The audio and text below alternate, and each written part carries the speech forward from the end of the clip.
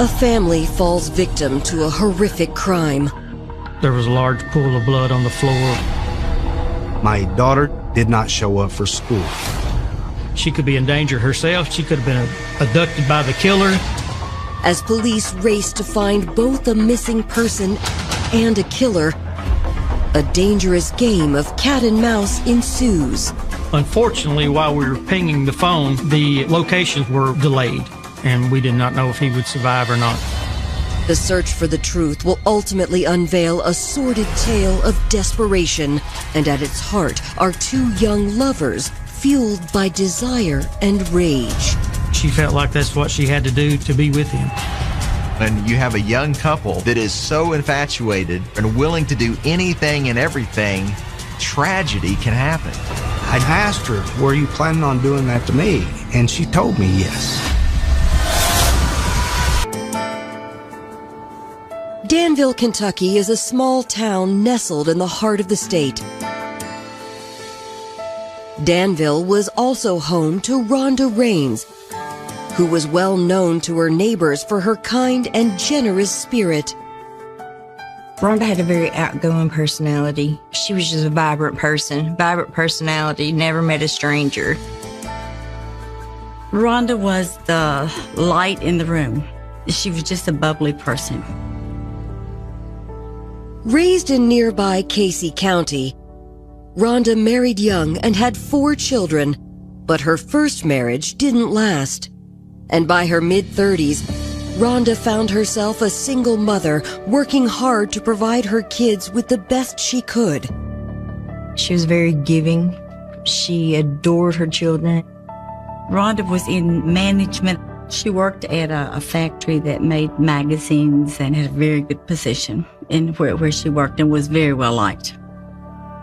By 2008, Rhonda's children were all grown and had moved out of the house, leaving Rhonda at 44 years old an empty nester and once again ready to give romance another shot. That's when she met 37-year-old Philip Oakley. I met Rhonda at Old Bridge Golf Course. She had just got done playing golf, and she was in the bar area, and we met there. We had talked, and it seemed like we had chemistry, and so we were pretty much so together every day. She's outgoing and bubbly, and he was more of the quiet kind of person. I guess opposites attract. More than anything, the couple bonded over their families and experiences as single parents. Philip was recently divorced and still raising his 2 young children, Jenna and David. They both lived with my ex-wife in Indiana. They came every other weekend. We were really, really close. My children are my world. When Rhonda bonded quickly with both of his children, Philip knew he'd found the woman he wanted to spend the rest of his life with. Rhonda, she was the kindest, sweetest, most giving person in the world. She is probably the best person that I've ever met in my life. Their wedding was a quiet little small wedding at the country club. The wedding was beautiful. Rhonda was beautiful. They looked very happy. She was all smiles, and he was too. At first, the newlyweds were all on their own. But that changed just a few years later. I had told my children that if they ever wanted to live with me, my door was open. I would love to have them live with me. I got a call one day. Jenna had said that her mother, they had gotten in an argument, and Jenna said she didn't want to stay there. And I said, that's fine. Come home with me. Jenna was 15 when she moved in with her father in April of 2016. Her younger brother, 13-year-old David, soon followed. Rhonda welcomed both children into their home with loving arms. You couldn't ask for a better stepmother than what she was with with Philip's children. It wasn't long before both teenagers found their footing in living under Philip and Rhonda's roof. David was thriving, as was his sister. Jenna did well with school. She was a cheerleader. She enjoyed all things that teenage girls enjoy. The family was so happy, and Philip was in his quiet little way. You could tell he was happy. But just 5 months later, the Oakley family would be torn apart by an unexpected and horrific tragedy. It starts on the afternoon of September 1st, 2016. At 4 p.m., 13-year-old David Oakley is dropped off by the school bus at Philip and Rhonda's home. He got home from school, and part of his chores or things he did was load the dishwasher. And so he was working on the dishwasher, and the dogs, we had 3 dachshund puppies. They were downstairs in the basement barking. Up to that moment, David had believed he was alone in the house. But the barking dogs suggested otherwise. So he went downstairs to see what was wrong with the dogs, and they were digging at the door. And he said he opened the door and flipped the light on, and there lay Rhonda. There was a large pool of blood on the floor. He immediately went to a neighbor's house and had the neighbor call 911 that his stepmother was in the basement. Police arrive on the scene a few minutes later, but it's soon obvious there's nothing that can be done to save Rhonda. We found Miss Oakley deceased in the basement. Miss Oakley was laying on her back. She appeared to have several lacerations around her neck area. There was a trash bag laying right beside her body. There was a small piece of duct tape stuck to the black garbage bag. It was highly unusual for this type of crime to happen at this particular time in a residential setting, and especially in an afternoon. Police aren't on the scene long before Philip Oakley returns home from work and learns that his wife has been murdered. I was driving home, and I got to the end of the road. When I pulled up to the house, I saw police and ambulance, and my son, he was there, and he was crying, and he had told me that Rhonda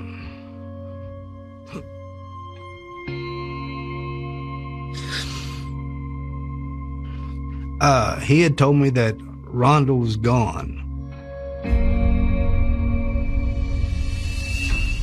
Police are able to confirm Philip had been at his job all day, quickly eliminating him as a possible suspect. Philip also can't think of anyone who might want to harm his wife. Meanwhile, investigators continue to search the crime scene. There was a trash can, and it looked like someone had vomited inside the trash can. Had Rhonda become sick, or did the killer get sick after viciously murdering her? Upstairs in the kitchen, police uncover another clue. One of the officers noticed that a knife was missing from a knife set upstairs. There was no evidence of a break-in. The windows were secure. The doors didn't appear to be that they'd been tampered with in any way. When detectives relay their findings to Rhonda's husband, Philip, he immediately points out something that's missing from the driveway: Rhonda's car. Her 2014 Honda Civic was missing, was supposed to be in the driveway. And that isn't all that can't be found. My son had said, Jenna's not here. Nobody knew where she was at. The car was gone. Coming up, Rhonda Oakley's murder investigation evolves into a possible kidnapping case. Number one, we need to find Jenna Oakley. She could have been abducted by the killer. She could be in danger herself. And detectives get their first clue on a possible suspect. What had happened between them? It's not right. That's illegal.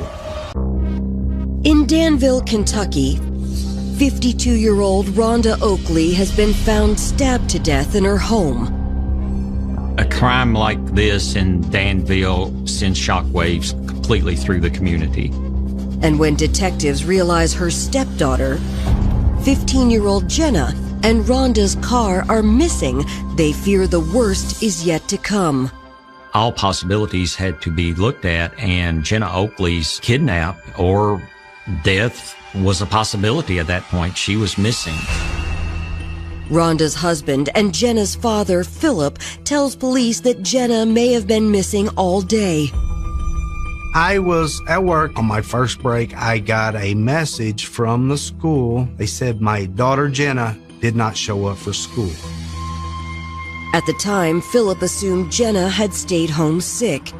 But like police, he's now worried her disappearance is somehow connected with his wife's murder. The detective came and talked to me, and I told him I just had a gut feeling. For whatever reason, I knew it. Philip also thinks he knows who might be behind it all. Philip told detectives that he and his wife Rhonda had discovered that Jenna was in this relationship with this adult male. The man in question is 20-year-old Kenneth Nigh. Jenna met him while living with her mother in Indiana. Jenna Oakley started the relationship with Kenneth Nigh several years prior to this, maybe as early as 11 or 12. And that's a huge age gap. I asked Jenna where she had met him, and she had met him at school. They rode the same bus together. I guess he must have been in his latter years of high school, and she was younger than that, because of the age difference. From what I have heard, when he met Jenna and she was attracted to him, he just kind of hung on to it. What had happened between her and Kenny was not right. He shouldn't have done that. That's illegal. When Philip and Rhonda had found out about the relationship, they'd immediately tried to put a stop to it. They told her she couldn't see him. They took her cell phone away from her and tried to limit the way she could communicate with him. While initially upset, Jenna had promised Philip and Rhonda she'd obey their rules and stop seeing Kenneth. And to make sure Kenneth stopped reaching out to Jenna, Philip had threatened to get the police involved. I called Kenny, and I used a lot of choice words because I was angry that a grown man would have a relationship with a child. He promised me that he would break all contact and ties with Jenna. At the time, he sounded pretty genuine. The conversation had convinced Philip and Rhonda they wouldn't have to worry about Kenneth Nigh any longer. But now that his wife has been murdered and his daughter is missing, Philip fears that Kenneth Nigh never intended on leaving Jenna alone. So this is what we knew. What we didn't know was Kenneth Nigh involved. We did not know that. Was he in Kentucky? We weren't sure. So what we decided to do is we began researching Kenneth Nigh. We did find out, obviously, he was from Indiana. Detectives also learned that Kenneth is enlisted in the United States Army. It was my understanding that he had joined shortly out of high school, and he was stationed at Fort Carson, Colorado, and he was currently active duty soldier. If Kenneth is on duty in Colorado, it would have been difficult, if not impossible, for him to have traveled more than 1,100 miles to kill Rhonda and kidnap Jenna. But detectives still need to confirm that was the case. I was at one time an active duty U.S. Marine. Military guys tend to trust military guys a little bit more than civilians. So I ended up contacting Fort Carson. What I got back from the command was that Kenneth Nigh wasn't what you would say the top tier of soldiers.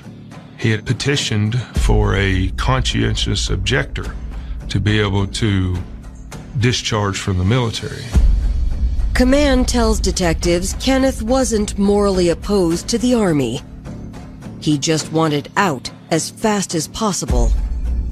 He discovered that if he failed the physical fitness test, it would cycle him out of the Army quicker than being a conscientious objector. According to his records, Kenneth Nigh had failed all of his physical fitness tests on purpose and was dishonorably discharged on August 31st, 2016. The day before Rhonda Oakley was murdered. I learned he was taken to an airport outside of Fort Carson, Colorado, and then he was given a plane ticket to Indiana. Detectives look into the plane ticket purchased for Kenneth and discover that the destination had been changed shortly before Kenneth departed Colorado. What we found out, at some point, Kenneth Nigh changed his flight. Mr. Nigh actually flew into the Bluegrass Airport in Lexington, Kentucky on August the 31st. And he landed about 3 o'clock in the afternoon, 3:30 in the afternoon.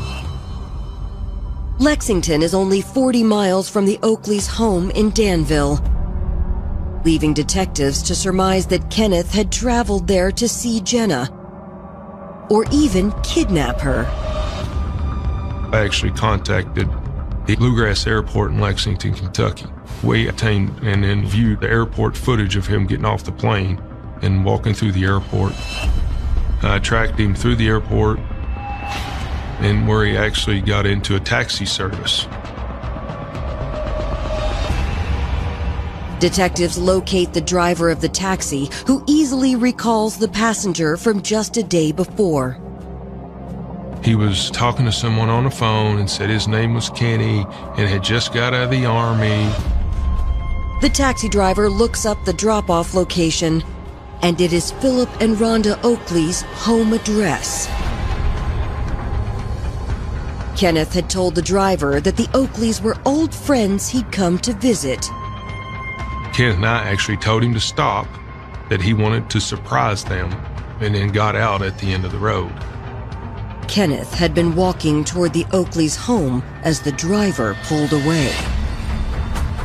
So then we knew that Kenneth and I arrived in Kentucky on Philip and Rhonda Oakley Street on August 31st, and the homicide happened on September the 1st. Coming up, fearing for Jenna's life, police get their first lead on Kenneth Nigh's location. The ping was in Glasgow, Kentucky, about an hour and a half away. But we had no idea if Jenna was with him at this point. We still don't know if they were together. And new evidence emerges that turns the case upside down. She didn't look like she was injured. The investigation into the murder of Rhonda Oakley has taken a shocking turn. Detectives believe 20-year-old Kenneth Nigh killed Rhonda and kidnapped her 15-year-old stepdaughter and Kenneth's ex-girlfriend, Jenna Oakley. Once the family had found out about the relationship, Mr. Oakley had called Kenneth Nigh and forbid the relationship and informed Jenna that the relationship was forbidden. When Kenneth Nigh was named as a possible person of interest, then we were starting to ask questions. Did he kidnap Jenna Oakley after this crime was committed, and was he holding her hostage? It's actually quite concerning as to whether or not there's another victim. Police are determined to track Kenneth down and bring Jenna home safe and sound. Jenna's family is also able to help the search by providing police Kenneth's cell phone number, which detectives hope will give them a lead on Kenneth's possible whereabouts. Under extensive circumstances like this, where somebody's life could be in danger, we contact the carrier and they can ping a location of a cell phone. Luckily, detectives get a response almost immediately. The ping was showing Kenneth Nigh was in Glasgow, Kentucky, about an hour and a half away. So then we knew for a fact at least Kenneth Nigh's phone was in Kentucky. We were assuming Kenneth Nigh was in Kentucky. But we had no idea if Jenna was with him at this point. We still don't know if they were together. So what we did, we sent out a broadcast, we call it a BOLA, be on the lookout for this 2014 Honda Civic for Kenneth Nigh and Jenna Oakley. We continued to ping his phone to try to find him in hopes that would lead us to Jenna.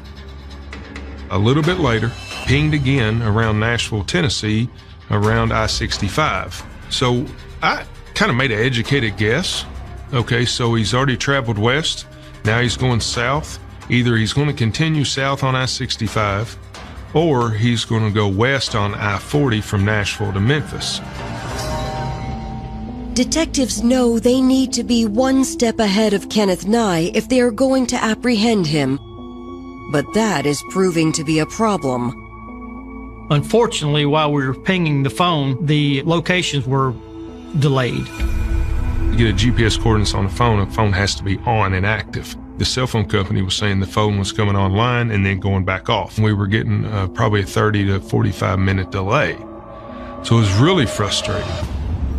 I don't know if this was intentional on the part of Kenneth Nigh, but the pings became less frequent. I speculated that Kenneth Nigh may think that we were trying to track his phone. As detectives struggle to track Kenneth's movement, a tip comes in from a Danville store manager who saw Jenna's picture on the news. Jenna Oakley was seen the day of the murder at a local retail store.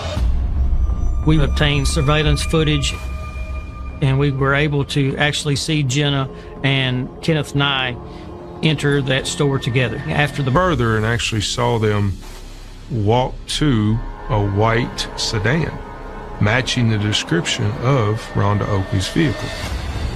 The video confirms that Jenna was with Kenneth. But what interests police most is the couple's interaction. She didn't look like she was in any type of distress. She didn't look like she was injured. Jenna didn't look like she was forced into any situation. She looked like she was moving freely. It looked like they were in a hurry to get a couple items and get out. For police, the video footage opens the door to a disturbing possibility.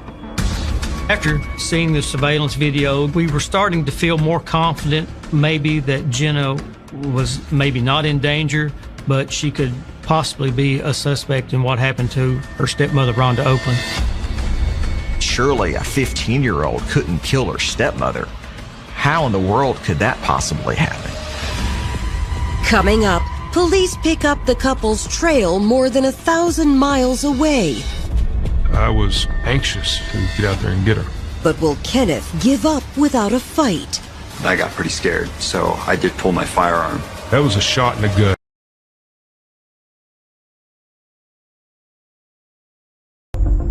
Kentucky State Police have launched a nationwide manhunt for 20-year-old Kenneth Nigh and 15-year-old Jenna Oakley for questioning in the brutal murder of Jenna's stepmother, 52-year-old Rhonda Oakley.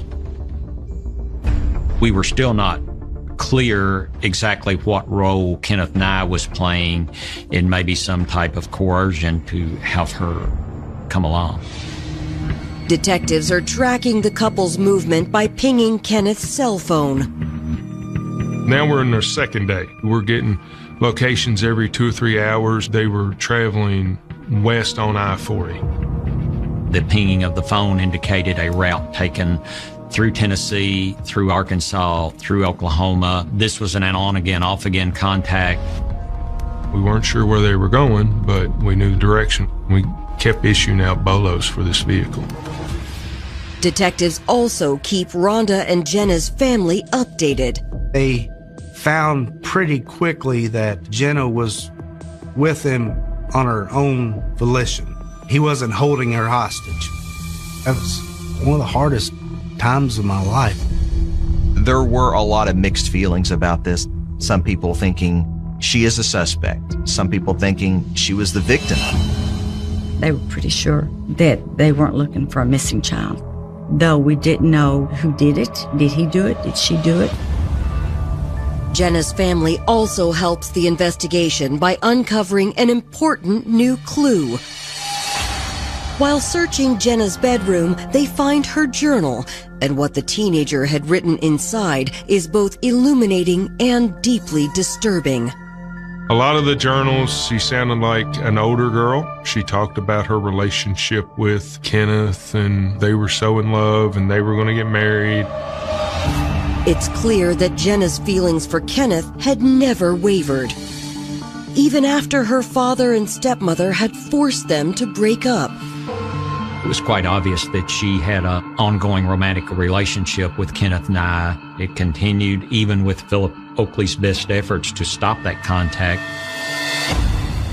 Jenna's journal entries also make it clear that she didn't expect her father and stepmother to be an obstacle for her relationship with Kenneth much longer.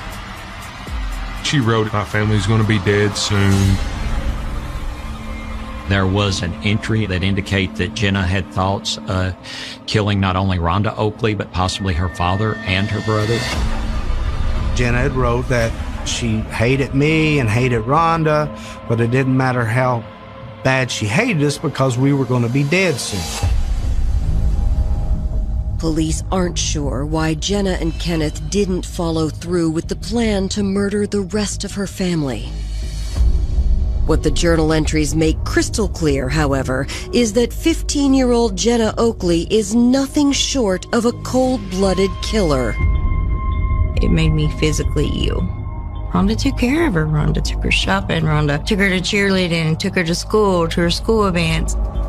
How do you do that to somebody? To know that my daughter was involved in doing this, it killed me. And so it was tough. As Jenna's family copes with this disturbing reality, the Kentucky State Police get a new lead in their effort to locate the couple through tracking Kenneth's cell phone. 2 days after the murder, we got 2 pretty close identical pings in the same area, which means they're stationary now, and we may be able to locate them. As in Tucumcari, New Mexico. Tucumcari, New Mexico is more than 1,000 miles from Danville, Kentucky. Kentucky State Police immediately notified Tucumcari law enforcement to be on the lookout for the couple in Rhonda Oakley's stolen car. Cell phone data helps police narrow down the car's location to one of 2 truck stops right off the interstate. After patrolling the truck stops, I looked at every white vehicle I saw there. Nothing added up to the Kentucky license plate numerics or to the description of the 2 individuals inside. So I proceeded to Route 66 Boulevard and was checking the local hotels there for the vehicle. And just out of the corner of my eye, I had seen a white sedan vehicle that matched the description that I was looking for. Detective Birch pulls behind the vehicle in the motel parking lot. I got out of the driver's seat and approached the vehicle. I could see 2 young subjects. The female subject was kind of leaned up against him, like they were getting some sleep. I remember having my flashlight and I shined it in the vehicle, and she got spooked. She woke up and her eyes were very wide. She jumped into the driver's seat right away. And I said, "Roll the window down." And that's when she started the vehicle.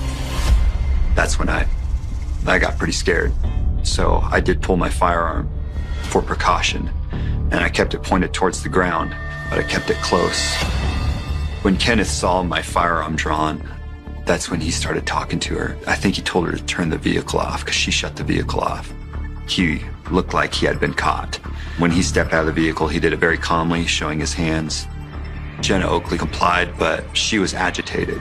She had high emotions. Kenneth and Jenna are both handcuffed and put in separate vehicles. I remember she was saying, "Tell Kenneth I love him." And she kept saying that, "Make sure you tell him I love him." I think that she realized she wasn't going to see him for a good while now. Jenna is moved to a juvenile detention center, and Kenneth is placed in an adult prison, while authorities begin working to extradite the couple back to Kentucky. A complicated process slowed down even further because Jenna is a juvenile. The issue of bringing parties back. It takes a joint effort with authorities both in Kentucky and New Mexico. I had talked to the police. They had told me it would be a few days before they were able to get down there and pick them up. We obviously want to get back to Kentucky. I was anxious to get out there and get her. While they wait for extradition, law enforcement in Kentucky asks New Mexico State Police to search Rhonda's car. Is the murder weapon in the car? Is Rhonda Oakley's blood in the car? Can we find any clothing that they might have been wearing in the car? When I looked in the vehicle, it was obvious they'd been living in it. There was food, clothes, snacks, energy drinks. You could tell they were definitely traveling without stopping. But the murder weapon is nowhere to be found. And on September 5th, 2 days after the arrest, the case takes another unexpected turn. Someone had called me and stated that online, where you can check inmate statuses, that Kenny was released. We were notified that he had been released from custody. And I'm thinking, why? What the heck's going on? Philip Oakley immediately alerts Kentucky law enforcement that Kenneth has been released from the New Mexico jail where he'd been held. When I started calling out there trying to find out why he's released, we learned that Mr. Nigh had attempted suicide in the detention center, and they had taken him to a medical facility for treatment.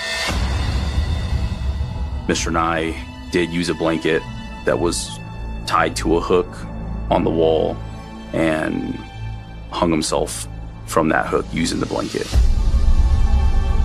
We did not see that coming. The prognosis we got was not good. He was in critical condition, and we did not know if he would survive or not. Coming up, with Kenneth's survival in question, police are left with several unanswered questions. Was Kenneth Nigh the mastermind behind Rhonda Oakley's murder? Or was he just a pawn in Jenna's master plan? It just gave me cold chills. He was just brutal.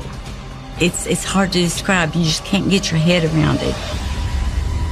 After 15-year-old Jenna Oakley and her boyfriend, 20-year-old Kenneth Nigh, are arrested in New Mexico for the murder of Jenna's stepmother, Rhonda Oakley, police in Danville, Kentucky receive shocking news about Kenneth. He attempted suicide by hanging the evening of September the 5th in a New Mexico jail. He was on life support. He had no brain activities. A suicide note is discovered in Kenneth's jail cell. He basically tried to take full responsibility for the acts and made an attempt to exonerate Jenna from any responsibility. I would say it was his way of saying goodbye to her.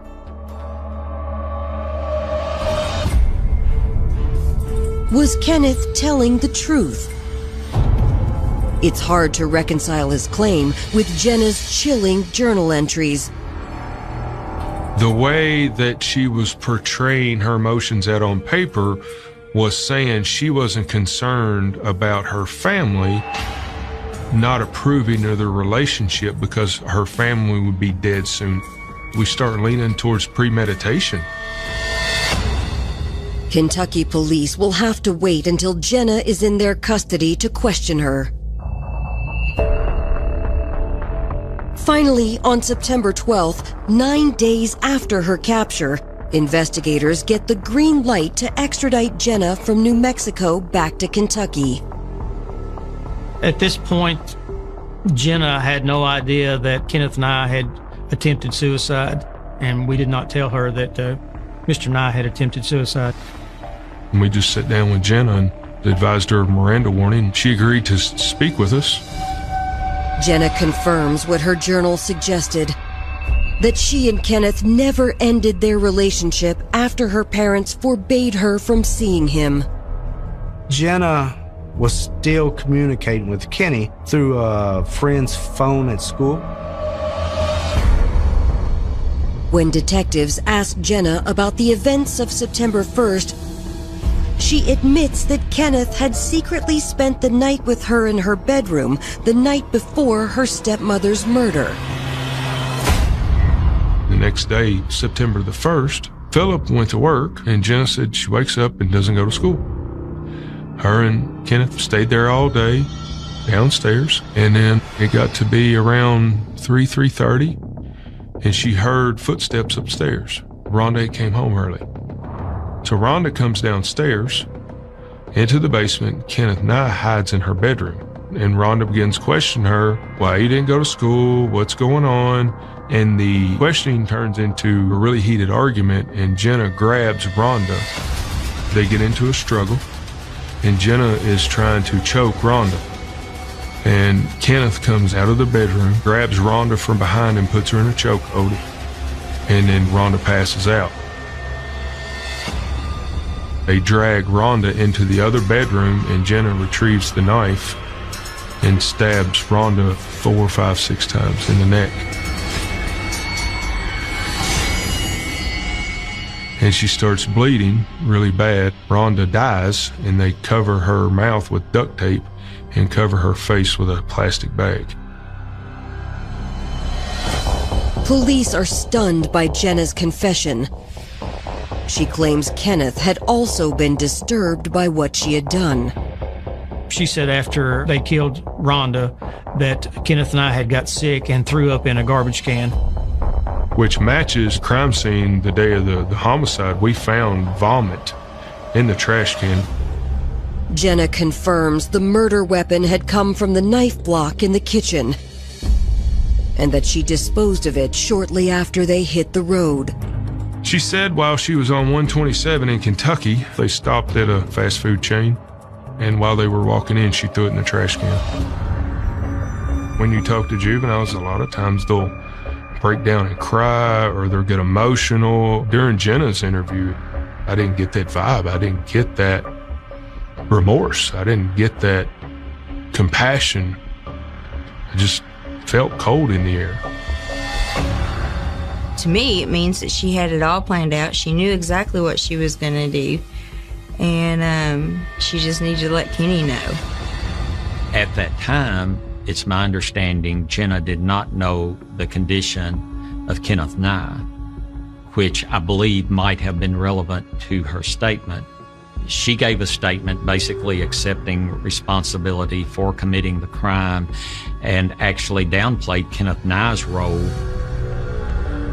To know that my own child would do this to the woman that I loved and bring all this pain on her friends and family, that's a lot of anger. How would someone that you've watched grow up be capable of doing something so heinous? Desperate for answers to these questions, Philip Oakley is allowed a phone call with his daughter. Asked Jenna, why didn't y'all just run away together? Why did you have to do what you did? And she had told me that it's not that easy. You don't understand. You don't understand. And asked her, were you planning on doing that to me? And she told me yes. I don't know what Jenna was hoping to gain from this. I feel like that her infatuation with this Kenneth Nigh, I guess she felt like that's what she had to do to be with him. It almost goes to show you that when you have a young couple that is so infatuated, so bent on staying together and willing to do anything and everything, tragedy can happen. Jenna Oakley is formally charged with the first-degree murder of her stepmother, Rhonda Oakley. Kenneth Nigh is charged with harboring a minor, but he never steps foot inside a courtroom. He was on life support. He ended up dying about 6 weeks later. When Jenna finally learns of his death at a pretrial hearing, she's devastated. I was actually in the courtroom. The attorney went in there and told Jenna, and I heard her in the courtroom screaming and crying. It isn't long after the hearing that Jenna's attorneys approach prosecutors about a possible plea bargain. When the prosecutor had talked to me about a plea agreement, he didn't know how a jury would look at it because she is so young. We make a plea offer based upon the circumstances.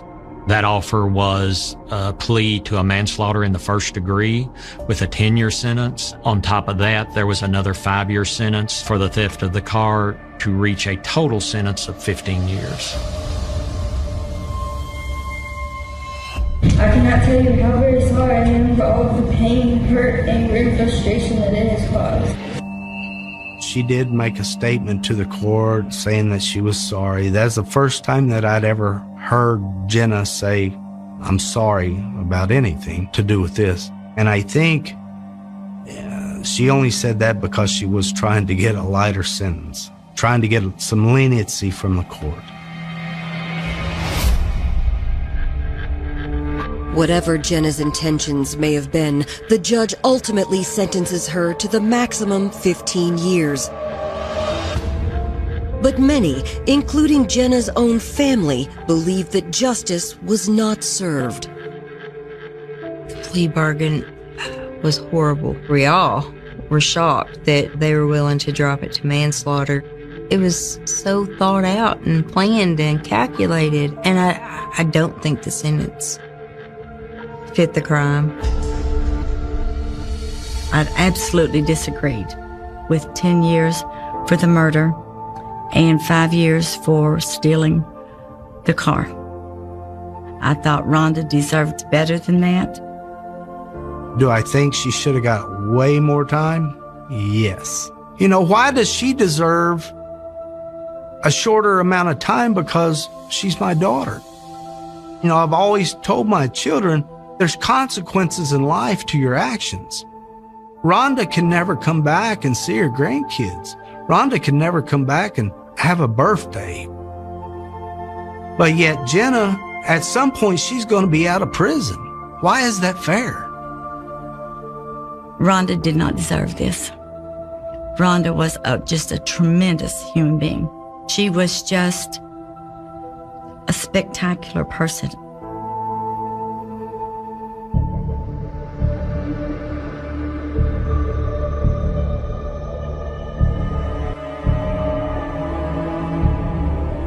In the winter of 1929, the city of Dusseldorf stopped trusting the night.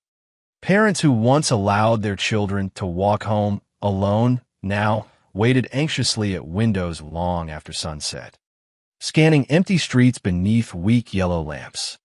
Shopkeepers closed early. Women traveled in groups whenever possible. Police patrols moved through narrow alleyways with growing urgency, their footsteps echoing against wet cobblestones while newspapers printed fresh headlines almost every morning. Somewhere in the city, people believed a predator was hunting at random. Nobody knew who he was. Nobody knew where he would strike next. What terrified the public most was not only the violence itself, but the complete unpredictability of it. The victims did not belong to one neighborhood, one age group, or one social class. Children disappeared. Women were attacked on quiet roads. Ordinary workers heading home after dark became targets. The killers seemed to move through Dusseldorf like a shadow without pattern or logic, leaving behind scenes so brutal that even experienced investigators struggled to understand what they were seeing. Before long, the newspapers gave him a name that would spread fear across Germany: the Vampire of Dusseldorf. It was not merely a sensational headline. The name emerged because investigators and journalists began hearing deeply disturbing claims connected to the murders. The attacker appeared fascinated by blood. Later, during interrogations, the man responsible would admit that the sight of blood aroused him sexually. He confessed that watching blood flow from victims created in him what he described as overwhelming excitement. Those revelations transformed public fear into something even darker. Citizens no longer believed they were searching for a normal criminal. Rumors spread rapidly through cafes, train stations, apartment buildings, and factory floors. Some whispered that the killer was insane. Others believed there must be several murderers working together because no single person could commit crimes so varied and so savage. In poor districts of the city, parents warned children not to speak to strangers under any circumstances. Stories circulated about a monster walking the streets at night searching for victims. And as panic grew, the line between rumor and reality slowly began to disappear. Yet beneath the terrifying nickname and the flood of newspaper stories stood a real man. His name was Peter Curtin. He was not a mysterious figure hiding in abandoned buildings or lurking permanently in darkness. He moved among ordinary people unnoticed. He drank in taverns. He read newspapers describing his own crimes. According to later reports, he even returned to crime scenes to observe the reactions of police officers and frightened crowds. That detail alone remains one of the most disturbing aspects of the case. While the city panicked, the man responsible calmly watched fear spread through the population he had terrorized. But the story of Peter Curtin did not begin in 1929. Long before the murders shocked Germany, long before newspapers created the image of a vampire, there were signs that something deeply wrong had been growing inside him for years. Investigators and psychologists who later studied the case would point to a childhood shaped by violence, humiliation, alcoholism, and sexual abuse. None of those things excuse what he eventually became. Thousands of people survive terrible childhoods without harming others. But in Curtin's case, many experts believe those early experiences formed the foundation for the sadistic compulsions that later emerged in adulthood. By the time Dusseldorf realized a serial killer was operating within the city, the violence had already escalated beyond control. The attacks carried a level of overkill that disturbed even hardened detectives. Some victims suffered dozens of stab wounds despite already being dead. Medical examiners concluded that many of the injuries served no practical purpose in committing murder. The violence itself appeared to be the point. That realization forced investigators to confront a horrifying possibility. They were hunting someone who killed not from anger, greed, revenge, or desperation, but for psychological gratification, for pleasure. And perhaps the most frightening element of all was how ordinary Curtin appeared on the surface. Serial murder cases often create myths around offenders, transforming them into creatures somehow separate from humanity. But Peter Curtin was not supernatural.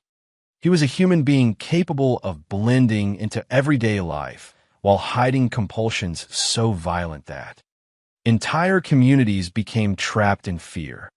That contradiction haunted the public then, and it continues haunting true crime history today. How could someone live among neighbors, co-workers, and strangers while secretly committing acts of unimaginable brutality? How many opportunities were missed before the killings escalated? And how does a city recover after realizing evil was not hiding outside society, but quietly moving within it the entire time? During the height of the panic, police pressure intensified daily. Officers worked exhausting hours chasing leads that often led nowhere. Citizens flooded authorities with rumors and accusations. The press demanded answers. Yet despite the growing number of attacks, investigators struggled to establish a consistent pattern. Different weapons had been used. Victims varied widely. Crime scenes appeared chaotic. At times it seemed impossible that one offender could be responsible for everything. Meanwhile, the killer continued watching, continued reading, continued moving unnoticed through the same streets, now paralyzed by fear.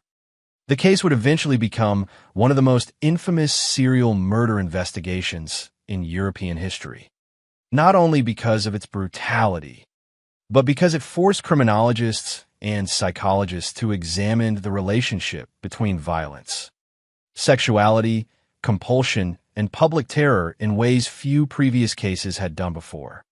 The murders committed by Peter Curtin would later influence criminal psychology for decades. His confessions became central to studies involving sexual sadism and what German criminologists called Lustmord, murder committed for psychological or sexual gratification. Yet behind every analysis, every newspaper headline, and every courtroom report were real victims whose lives ended in terror. Children who never returned home, women who trusted the wrong stranger, families left permanently shattered by violence they could neither predict nor comprehend. That is what makes the story endure. Not the mythology surrounding the killer, but the devastating human cost left behind him. And perhaps no moment captures the disturbing psychology of Peter Curtin more clearly than the words.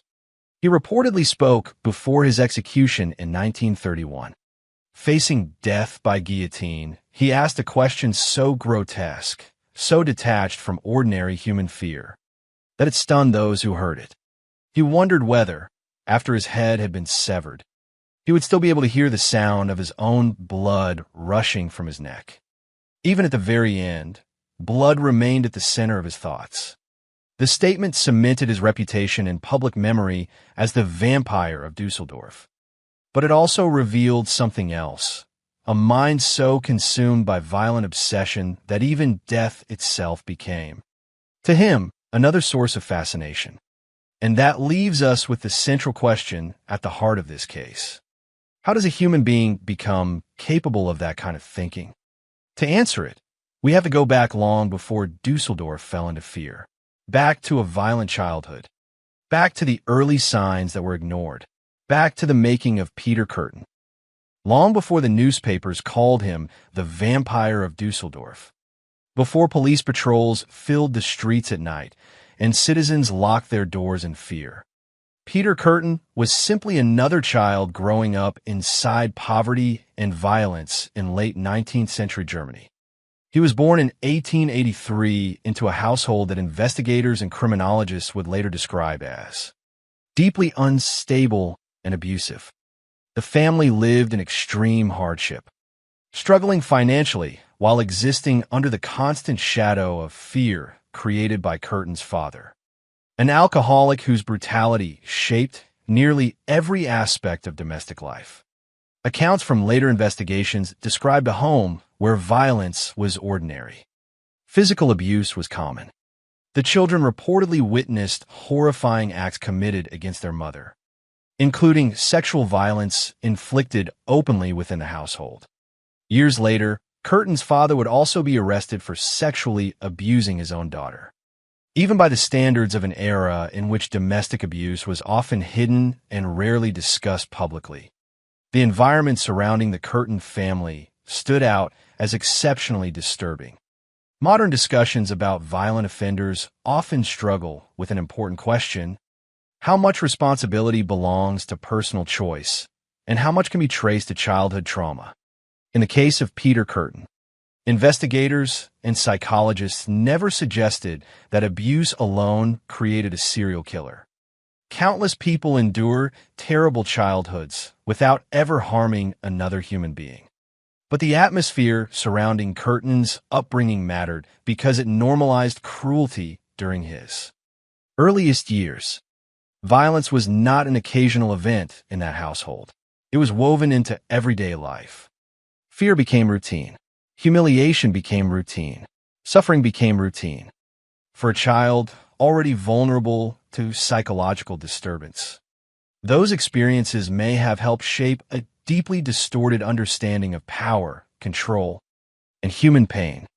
By the time Curtin was still very young, disturbing behavioral patterns had already begun to emerge.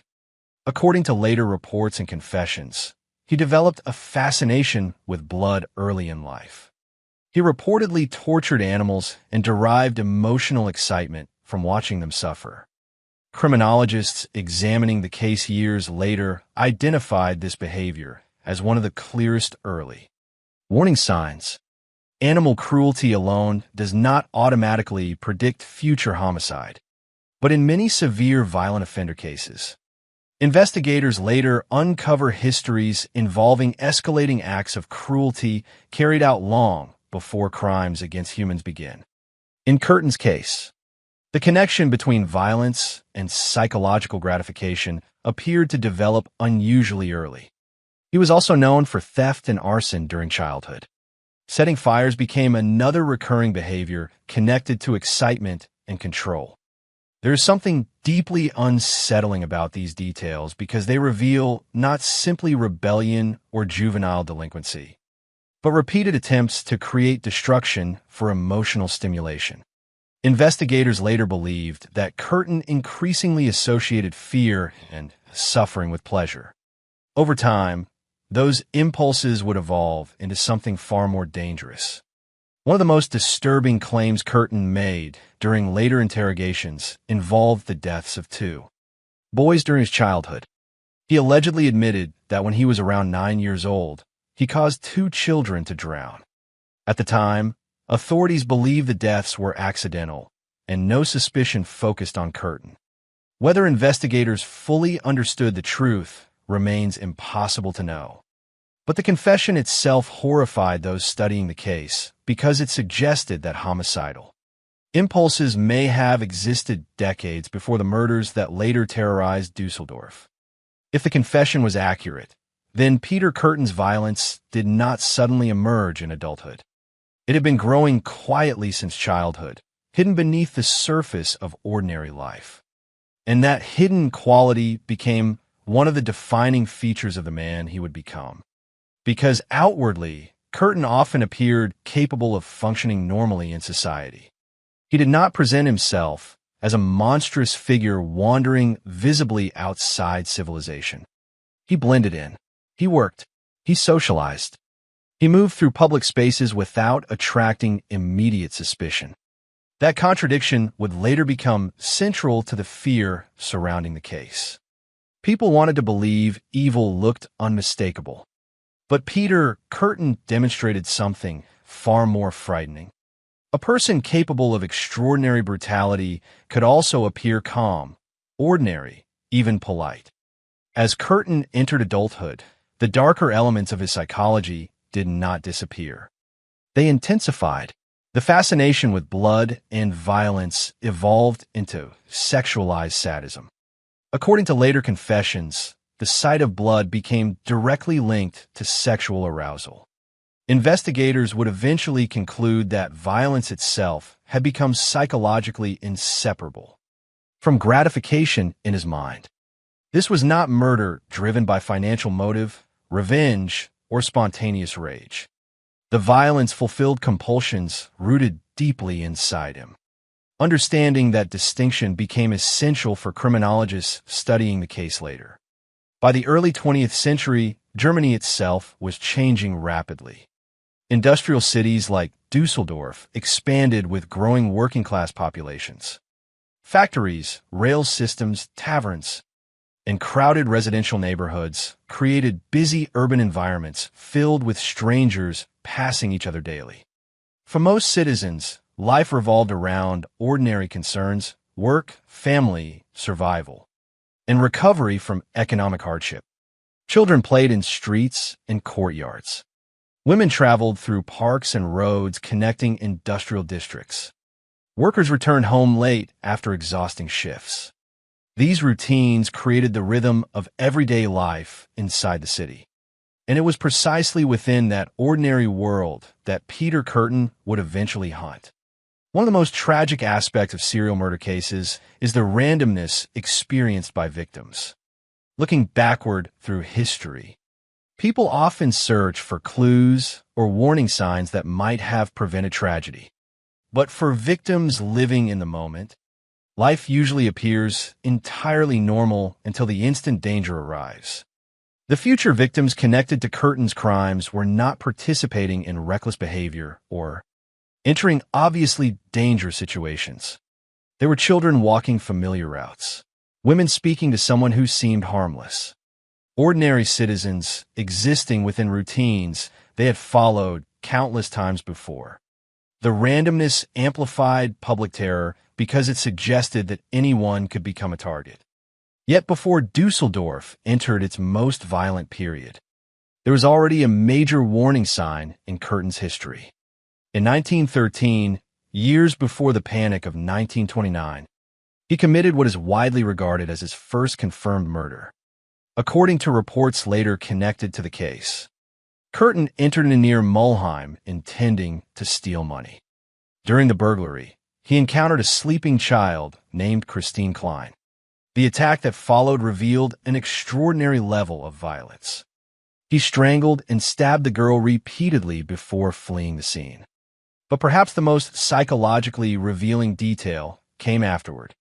Later accounts stated that Curtin returned to the inn and sat among people discussing the horrifying crime.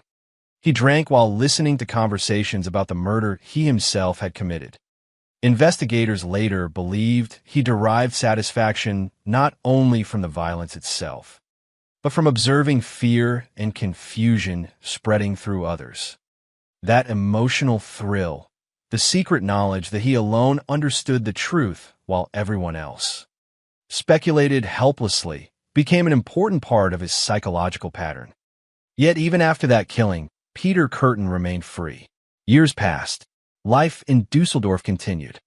Citizens could not know that somewhere within the city lived a man whose compulsions had not disappeared, but merely waited. During those years, the hidden danger grew more severe. The fantasies involving blood, violence, and domination intensified internally until eventually they erupted into the series of attacks that would transform Dusseldorf into one of the most terrified cities in Germany. By 1929, the violence accelerated dramatically.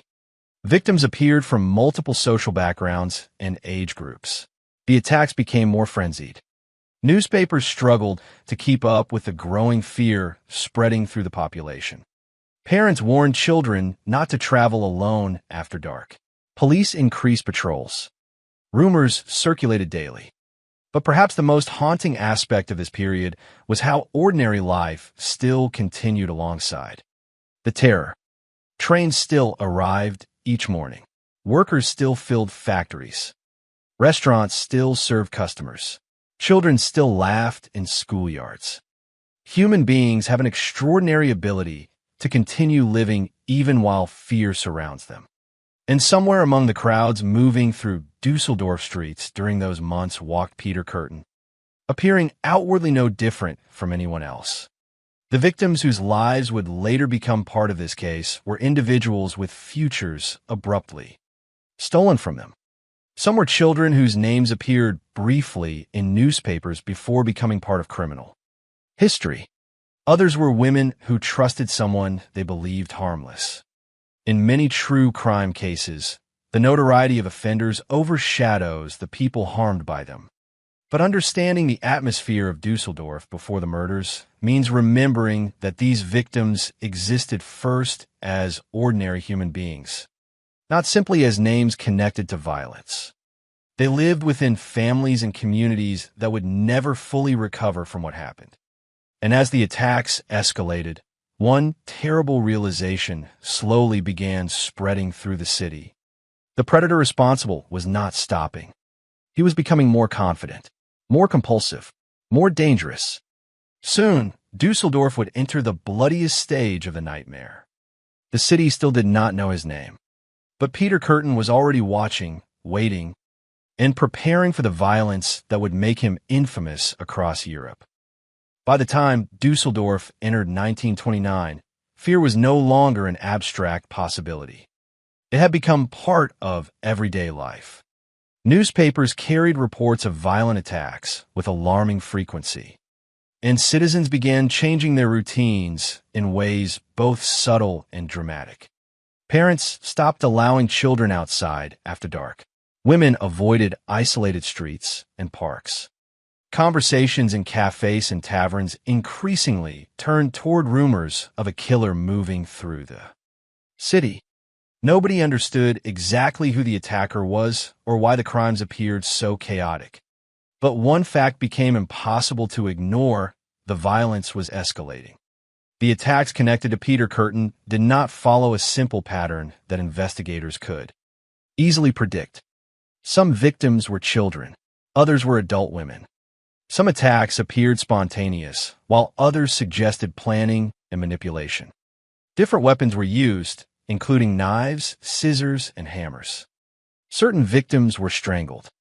Others suffered repeated stabbing injuries far beyond what investigators considered necessary to cause death. This apparent inconsistency created confusion within law enforcement. Detectives struggled to determine whether they were hunting one offender or several unrelated attackers operating simultaneously across the region. Meanwhile, Curtin continued moving unnoticed through the same streets, now gripped by panic. One of the most chilling aspects of the case is how ordinary his public behavior often appeared. He did not isolate himself from society after attacks. According to later accounts, he immersed himself in the fear his crimes created. He followed newspaper coverage closely.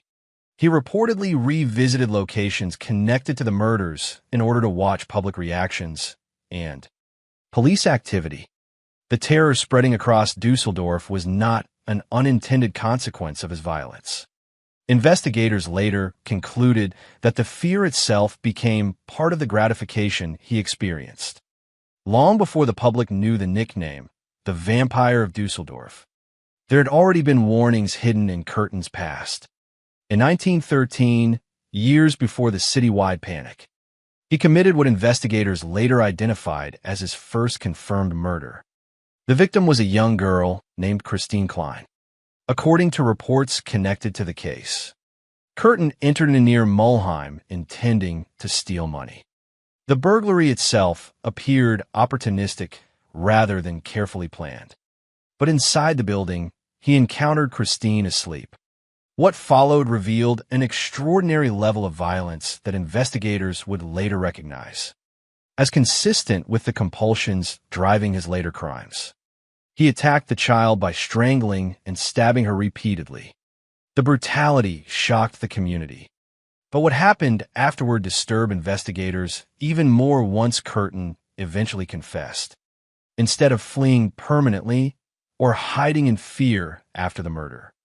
He returned to the inn and sat among people discussing the crime. He drank while listening to conversations about the killing he himself had committed. That detail exposed something psychologically significant. Curtin did not merely enjoy violence. He appeared to enjoy secrecy, manipulation, and emotional power created by knowing he alone possessed the truth while others remained terrified and confused. For years after that murder, life continued. The crime did not immediately lead to his capture. Dusseldorf moved forward unaware that the same man would later unleash a far greater wave of violence. When the attacks accelerated dramatically in 1929, investigators initially failed to connect everything together. The victims appeared too varied. The methods differed too much. Some crimes involved children, others adults. Some victims survived attacks, while others did not. The randomness amplified fear because citizens realized there was no clear way to protect themselves. Anyone could become a target. One of the murders that deeply shocked the public involved 8-year-old Rosa Olliger. Her death became one of the defining moments in the city's growing panic. In February 1929, Rosa's body was discovered beneath a hedge. Reports later connected to the investigation described repeated stab wounds inflicted with scissors, along with evidence that the violence continued even after death. The details horrified both investigators and the public. Child murders often create a particularly intense emotional response within communities because they destroy the assumption that innocence itself offers protection. In Dusseldorf, Rosa's death intensified an already growing sense that something monstrous was moving through the city. Parents who had previously followed newspaper reports with concern now experienced something closer. The terror. The image of a child attacked with such brutality transformed fear into obsession. Citizens demanded answers from police. Newspapers published increasingly dramatic coverage. Rumors spread rapidly through neighborhoods. each retelling making the unknown killer seem even more frightening. Yet despite public pressure, the attacks continued. Another major case involved a woman named Maria Hahn. Unlike some earlier attacks that appeared sudden or opportunistic, this crime demonstrated Curtin's ability to manipulate trust before violence erupted. According to later confessions, he approached Maria politely and behaved like an ordinary man engaging in conversation. There was no immediate indication of danger. At some point, he convinced her to accompany him toward the woods near Neanderthal. The setting itself carries symbolic weight in the history of the case. Forested areas often represented temporary escape from crowded industrial city life. But in this instance, isolation created vulnerability. Once alone in the woods, Curtin attacked with extreme violence, stabbing Maria repeatedly in the head, chest, and neck. During later interrogations, he confessed to drinking blood from the wounds and described becoming sexually excited by the sight of blood flowing. Those admissions helped explain why newspapers eventually adopted the term vampire. But behind the sensational nickname existed a far more disturbing reality. Investigators were confronting a killer whose violence and sexual gratification had become inseparably linked. As more attacks occurred, medical examiners and detectives noticed recurring features that deeply unsettled them. Some victims suffered dozens of wounds despite already being dead. The excessive violence served no practical purpose in committing murder. Investigators increasingly believed that the injuries themselves represented part of the killers. Psychological compulsion. In several child murder cases, the brutality extended beyond what authorities considered rational even within violent crime. These observations later became central to criminological discussions about lustmord, or murder committed for sexual or emotional gratification through violence itself. But for ordinary citizens living in Dusseldorf at the time, psychological terminology mattered far less than survival. Fear changed daily behavior across the city. Children were forbidden from playing outside after dark. Women avoided isolated roads whenever possible. Police patrols increased dramatically, with officers monitoring streets, parks, and train stations late into the night. Yet despite these efforts, the killer remained unidentified. The inability of authorities to stop the attacks intensified public anxiety. Every new headline reinforced the sense that the city had lost control. Newspapers fueled the panic further by publishing extensive coverage of the murders. Descriptions of bloodshed and rumors about a vampire created an atmosphere where imagination often became more frightening than confirmed facts. Citizens speculated constantly about the identity of the killer. Some believed the crimes must involve a madman visibly detached from reality. Others suspected organized groups or multiple murderers because the attacks seemed too varied for one offender alone. Suspicion spread through communities. Strangers became objects of fear. In some neighborhoods, even familiar faces were viewed differently once darkness fell. Yet through all of this, Curtin remained hidden in plain sight. One of the most psychologically disturbing details later revealed during investigations was his fascination with public fear. He reportedly followed media coverage obsessively and enjoyed watching the city react to his crimes. Some accounts stated that he revisited crime scenes after attacks to observe investigators and crowds gathering around the locations. This behavior suggested that the murders alone were not enough. He also wanted to witness the emotional consequences spreading outward from them, the panic, confusion, and helplessness affecting thousands of strangers who did not yet know his identity. The city itself slowly transformed under the pressure of repeated violence. Dusseldorf in 1929 became a place where ordinary routines felt uncertain. The distance between home and work no longer seemed harmless after sunset. Parents waited anxiously for children returning from school or errands. police officers faced mounting criticism as citizens demanded immediate arrests. Every unsolved attack increased public frustration and fear. And because the victims varied so dramatically, authorities struggled to establish predictive patterns. Some attacks appeared sexually motivated. Others resembled sudden explosions of violence. Different weapons and circumstances complicated efforts to build a coherent profile. In reality, the apparent chaos reflected the compulsive nature of Curtin's violence. He targeted vulnerability itself rather than one specific category of victim. Looking back historically, one of the most haunting aspects of the Dusseldorf murders is the way terror spread not only through physical violence, but through uncertainty.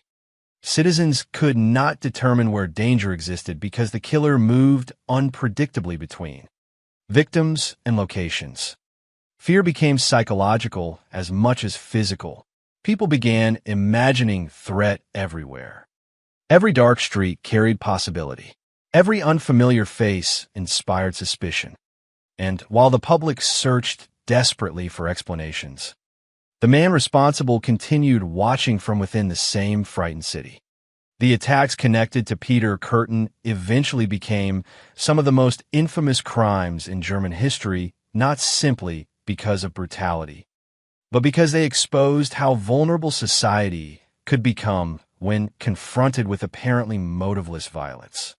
There was no ransom demand, no political agenda, no revenge narrative that allowed people to impose logical order onto events. The murders appeared driven by impulses many citizens could barely comprehend. That incomprehensibility deepened the horror surrounding the case. And still, despite growing panic and intensified police efforts, investigators remained unable to stop him. Dusseldorf had entered a nightmare without understanding when it would end, or how many more victims would suffer before the killer was finally identified. By the end of 1929, the investigation into the murders terrorizing Dusseldorf had become one of the most intense criminal inquiries in Germany. Police departments faced enormous pressure from both the public and the press. Yet despite increased patrols, growing manpower, and constant media attention, the killer remained unidentified. Every new attack deepened the sense of failure surrounding the investigation. Citizens no longer simply feared the unknown murderer stalking the city. Many had also begun losing confidence in the ability of authorities to stop him. The central problem facing investigators was inconsistency. In many serial murder cases, detectives search for patterns that connect victims, methods, and locations. But the crimes associated with Peter Curtin often appeared chaotic. The victims varied dramatically in age and background. Some attacks involved children, others adult women. Different weapons had been used, including knives, scissors, and hammers. Certain victims survived assaults, while others did not. Some crime scenes suggested sexual motivation, while others appeared driven purely by violence. From the perspective of investigators at the time, it was difficult to determine whether these crimes belonged to one offender or several unrelated attackers operating simultaneously. That uncertainty became one of the greatest obstacles in the case. Each new incident generated additional leads, additional rumors, and additional public panic. Police departments received reports from frightened citizens accusing neighbors, strangers, co-workers, and travelers. Some witnesses believed they had seen suspicious men near parks or rail stations. Others claimed the killer was part of a criminal network. Newspapers fueled the atmosphere further by publishing dramatic headlines and descriptions connected to the so-called vampire of Dusseldorf. The nickname itself increased public hysteria because it transformed the killer into something almost mythical in the minds of many citizens. Rumors spread faster than facts. Fear distorted perception. Ordinary coincidences began appearing sinister. And all the while, the man responsible remained hidden within the city itself. The strain on investigators grew severe. Detectives worked long hours examining crime scenes, questioning witnesses, and attempting to establish links between attacks that often seemed disconnected. Every unsolved murder intensified scrutiny from the public. Police patrols increased throughout Dusseldorf, especially at night. Officers monitored streets, parks, wooded areas, and transportation routes. Yet the attacks continued. Looking back historically, one of the most unsettling aspects of the investigation is how close authorities often seemed to the truth without fully recognizing it. They understood they were dealing with extreme violence. They understood the attacks involved sadistic elements. But the psychological profile later associated with Peter Curtin, a seemingly ordinary man capable of blending into society while secretly driven by compulsive bloodlust, remained difficult for many people at the time to fully comprehend. The breakthrough in the case eventually emerged not from a dramatic confrontation or advanced forensic discovery, but from an accident involving a letter. That detail remains one of the strangest and most important turning points in the investigation. It began with a woman named Maria Budlick. According to accounts connected to the case, Budlick survived an attack by Curtin after he lured her into a wooded area.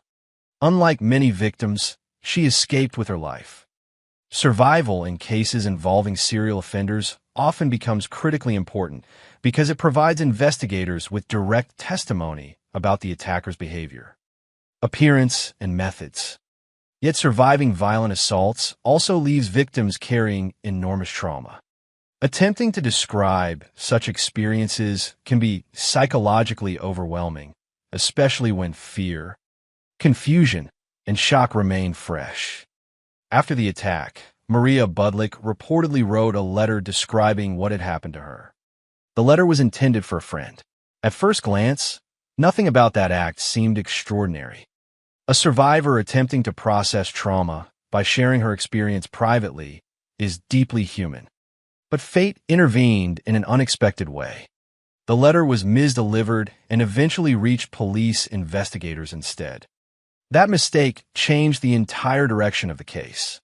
Within the contents of the letter were details about the attacker and the circumstances surrounding the assault. Investigators studying the information recognized elements that aligned with the broader pattern of violence terrorizing Dusseldorf. For the first time, authorities began moving closer toward identifying a specific suspect rather than chasing disconnected theories. The significance of the letter also reveals an uncomfortable truth about criminal investigations. Sometimes major breakthroughs emerge not solely through brilliant deduction, but through chance. In this case, a misdirected piece of correspondence became the opening investigators desperately needed. Once police focused more closely on the information connected to Maria Budlick's experience, suspicion increasingly turned toward Peter Curtin. Quietly, investigators began building a clearer picture of the man they believed responsible for the attacks. The pressure surrounding the case at this stage was enormous. Authorities understood that if their suspicions were correct, they were dealing with one of the most dangerous offenders in modern German history. Yet despite the mounting evidence, the eventual conclusion of the investigation did not involve a violent shootout, dramatic pursuit, or public confrontation.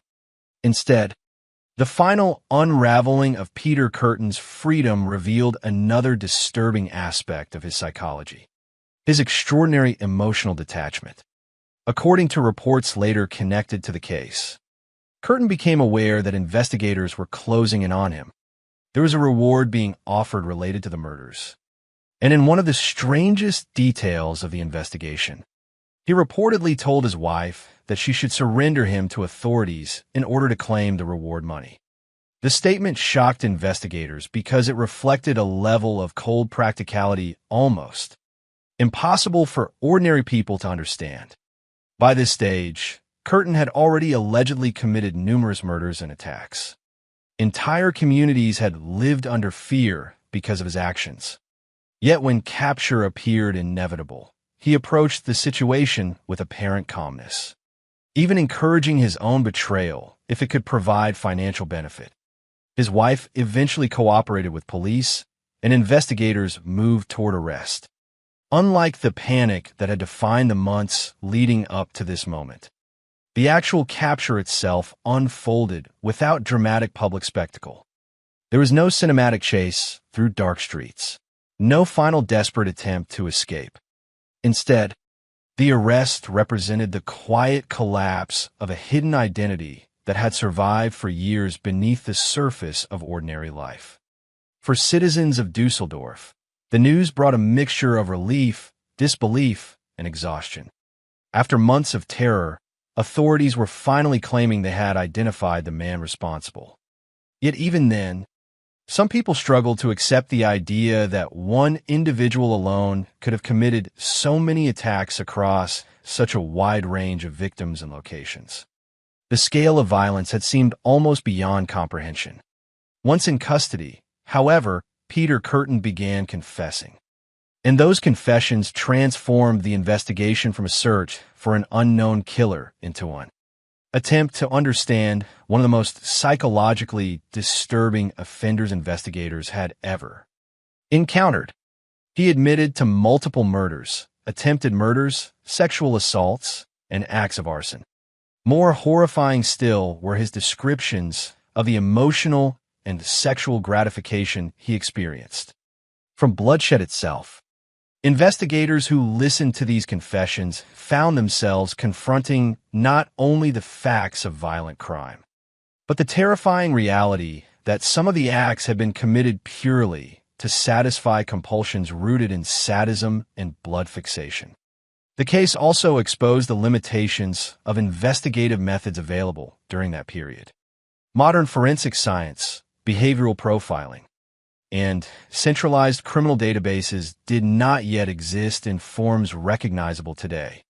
Detectives relied heavily on witness testimony, physical observation, confessions, and painstaking manual investigation. The fact that Curtin remained undetected for so long reflected both the chaotic nature of his crimes and the technological limitations of law enforcement during the era. Yet even within those limitations, the investigation eventually succeeded because fragments of evidence slowly accumulated until the truth became impossible to ignore. Looking back, the turning point involving Maria Budlick's letter carries almost symbolic significance. The city had spent months trapped beneath fear, uncertainty, and rumor. Citizens imagined monsters, conspiracies, and invisible predators. But ultimately, the breakthrough came through something painfully human. The testimony of a survivor attempting to describe what had happened to her. That testimony helped transform chaos into clarity. It gave investigators direction at a moment when the case seemed almost impossible to solve. And once Peter Curtin entered police custody, Dusseldorf finally began emerging from the nightmare that had consumed it. But although the investigation was ending, another ordeal was only beginning. Because the confessions, psychiatric examinations, an eventual trial would force both Germany and the wider world to confront questions far more disturbing than the identity of the killer alone. The public now knew who had committed the crimes. The harder question became understanding how a seemingly ordinary man had carried such darkness inside him for so many years while moving unnoticed through everyday life. That question would dominate the courtroom soon to come. When Peter Curtin was finally taken into custody, the fear that had gripped Dusseldorf for months did not disappear overnight. The streets were no longer haunted by uncertainty in the same way they had been during the height of the murders. But relief quickly gave way to another kind of horror. Citizens now faced the reality that the man responsible for the violence was not a supernatural figure, nor a visibly deranged outcast hiding outside society. He was a real human being who had lived among ordinary people while secretly committing acts that shocked the nation. And as investigators began questioning him in detail, the case grew even more disturbing. In many murder investigations, suspects deny responsibility for as long as possible. Others minimize their crimes or attempt to redirect blame. Peter Curtin did something different. During interrogations, he confessed extensively. The scale of what he admitted stunned investigators. He confessed to 9 murders, more than 30 attempted murders, multiple sexual assaults, and acts of arson. But it was not only the quantity of violence that horrified authorities. It was the emotional coldness with which he described it. According to accounts from the investigation, Curtin spoke openly about the role blood played in his psychological and sexual gratification. He admitted that watching blood flow from victims excited him intensely. He stated that even hearing about violent crimes or reading reports involving murder could arouse him sexually. The confessions forced investigators to confront a type of offender many struggled to fully comprehend. These were not crimes committed for financial gain or personal revenge. The violence itself appeared to be the source of pleasure. For police officers, journalists, and ordinary citizens following the case, this realization deepened the horror surrounding the murders. Until then, many people had still searched for rational explanations that fit familiar motives. But Curtin's statements suggested something more frightening. He killed because the acts fulfilled compulsions rooted in bloodlust, domination, and sadistic gratification. The nickname, the Vampire of Dusseldorf, once viewed partly as sensational journalism, now seemed disturbingly appropriate to the public. During questioning, investigators also learned more about the psychological pleasure Curtin experienced from public fear. He admitted enjoying newspaper coverage of the murders and following reports describing panic throughout the city. According to later accounts, he took satisfaction from watching society react to crimes while knowing he alone understood the truth behind them. This emotional dynamic became central to understanding his behavior. The murders were not isolated explosions of violence disconnected from public reaction. The fear spreading through Dusseldorf formed part of the gratification. Every headline, every rumor, every frightened family contributed indirectly to the sense of power he experienced. One of the most important figures involved in examining Curtin's psychology was Carl Berg, the criminologist and psychologist who later studied him extensively. Berg approached the case not simply as a criminal investigation, but as an opportunity to understand the inner workings of a deeply abnormal mind. At the time, the concept of lustmord, or lust murder, had already entered criminological discussion in Germany, referring to killings driven by sexual gratification connected to violence itself. But Curtin represented one of the most extreme examples investigators had encountered. Berg's interviews revealed a man capable of discussing horrific acts with unsettling calmness. That calmness became one of the defining impressions left on those who observed him. There was no theatrical insanity, no uncontrollable rage erupting during interrogations. Instead, Curtin often appeared composed and self-aware. This outward normality disturbed people almost as much as the murders themselves because it challenged assumptions about what evil should look like. Society often imagines violent predators as visibly monstrous individuals who can be recognized immediately. But Peter Curtin demonstrated something far more uncomfortable. A person capable of extraordinary cruelty could also appear polite, controlled, and socially functional. Berg later described Curtin as one of the most extreme lust murder cases ever studied. The interviews explored the connections between violence, sexuality, and psychological compulsion inside the killer's mind. According to reports from the time, Curtin described experiencing overwhelming excitement from bloodshed. The sight of blood itself became central to his fantasies and actions.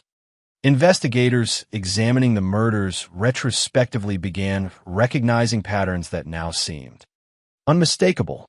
the excessive wounds inflicted on victims, the post-mortem violence, and the apparent frenzy at certain crime scenes all aligned with the compulsions Curtin described during interrogation. Yet even while psychologists attempted to analyze him scientifically, the public viewed the case through a mixture of fascination and horror. Germany followed developments obsessively. Newspapers covered every detail of the investigation, confessions, and upcoming trial. Crowds gathered outside courthouses hoping to glimpse the man responsible for the murders. The case had transformed from a regional criminal investigation into a national spectacle. But beneath the public fascination remained immense grief. Families of victims now faced the painful reality of hearing details about crimes revisited publicly. During legal proceedings, every confession, every courtroom statement, every psychological analysis forced survivors and communities to relive the terror that had consumed Dusseldorf. When the trial finally began in 1931, the atmosphere surrounding the courtroom reflected both outrage and fear. Authorities reportedly placed Curtin inside a protective cage during proceedings because of concerns that enraged citizens might attempt to attack or kill him.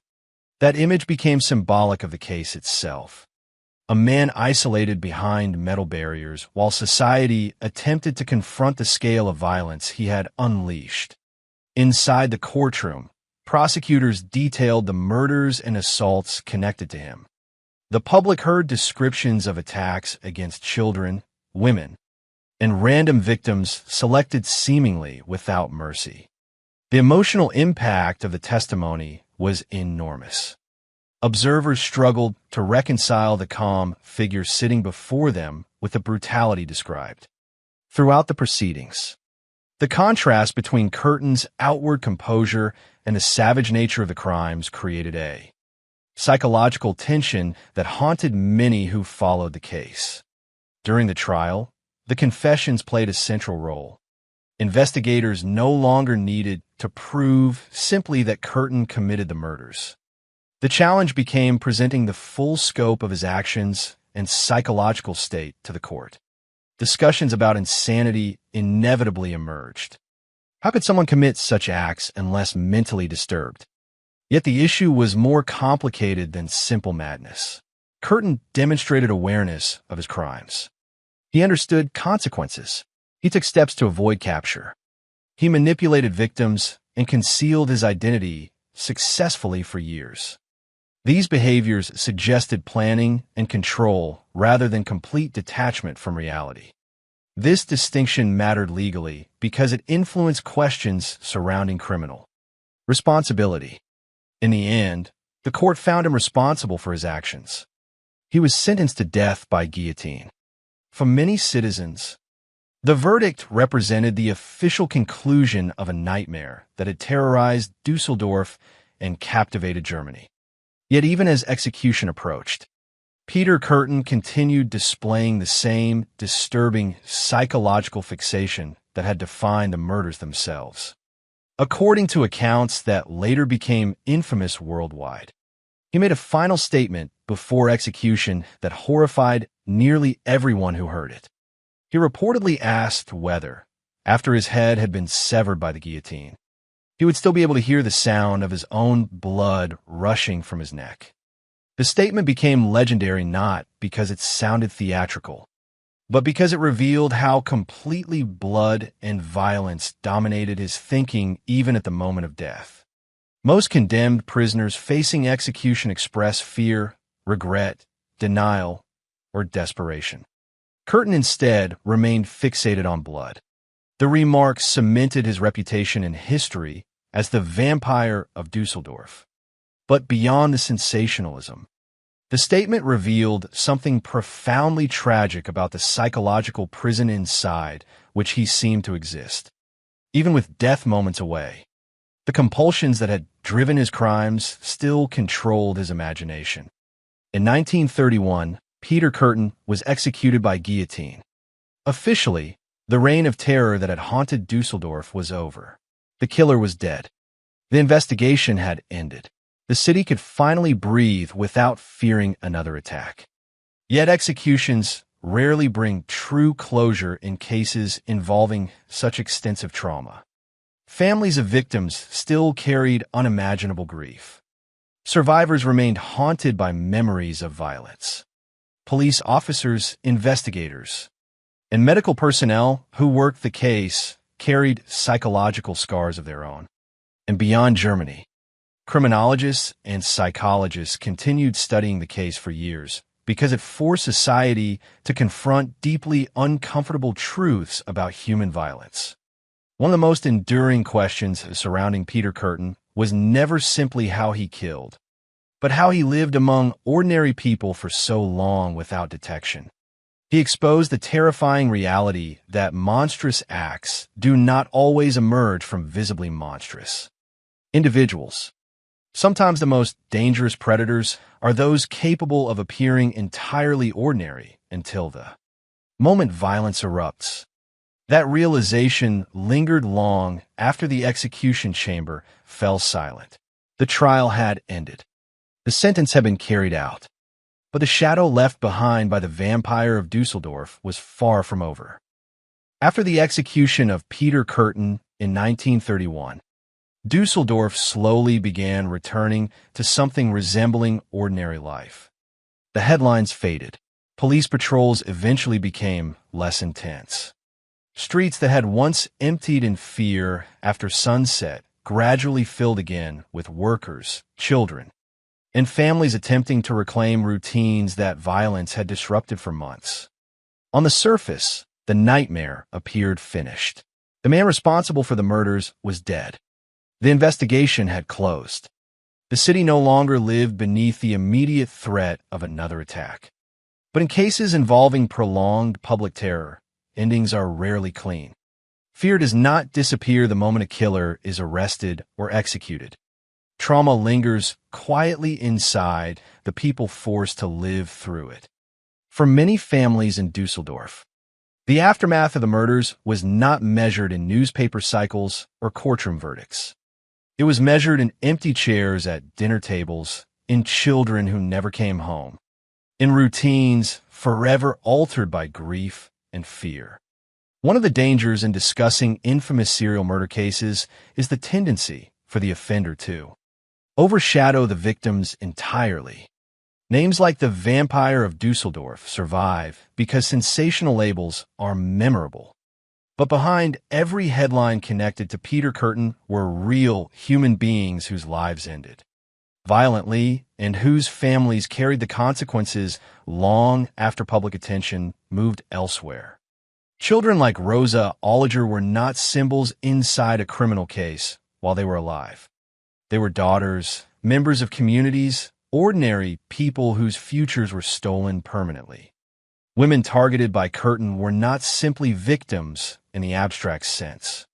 They were individuals who trusted someone they believed harmless, only to encounter unimaginable violence. In many ways, the true aftermath of the case existed not in the execution chamber, but in the quiet years afterward when families were left to rebuild lives around absence. The city itself also carried psychological scars. During the height of the murders, Dusseldorf experienced something more than fear of crime. Citizens experienced the collapse of ordinary certainty. Public spaces that once felt familiar suddenly appeared threatening.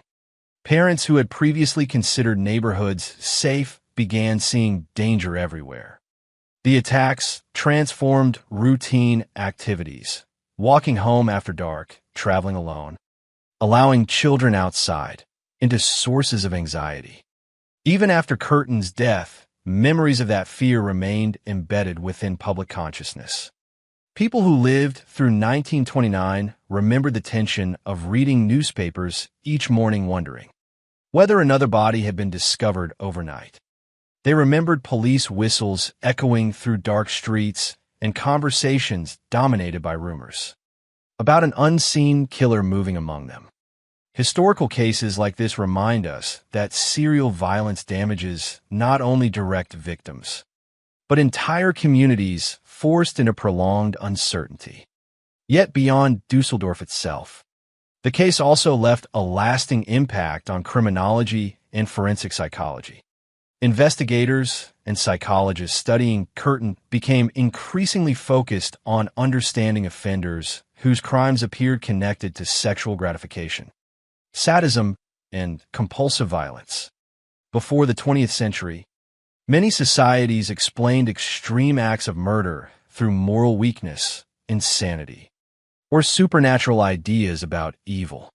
But cases like Curtin's forced researchers to examine the psychological structures underlying repetitive violent behavior in more systematic ways. The term Lustmord, already present within German criminology, became more widely associated with discussions about offenders who derived emotional or sexual satisfaction from killing.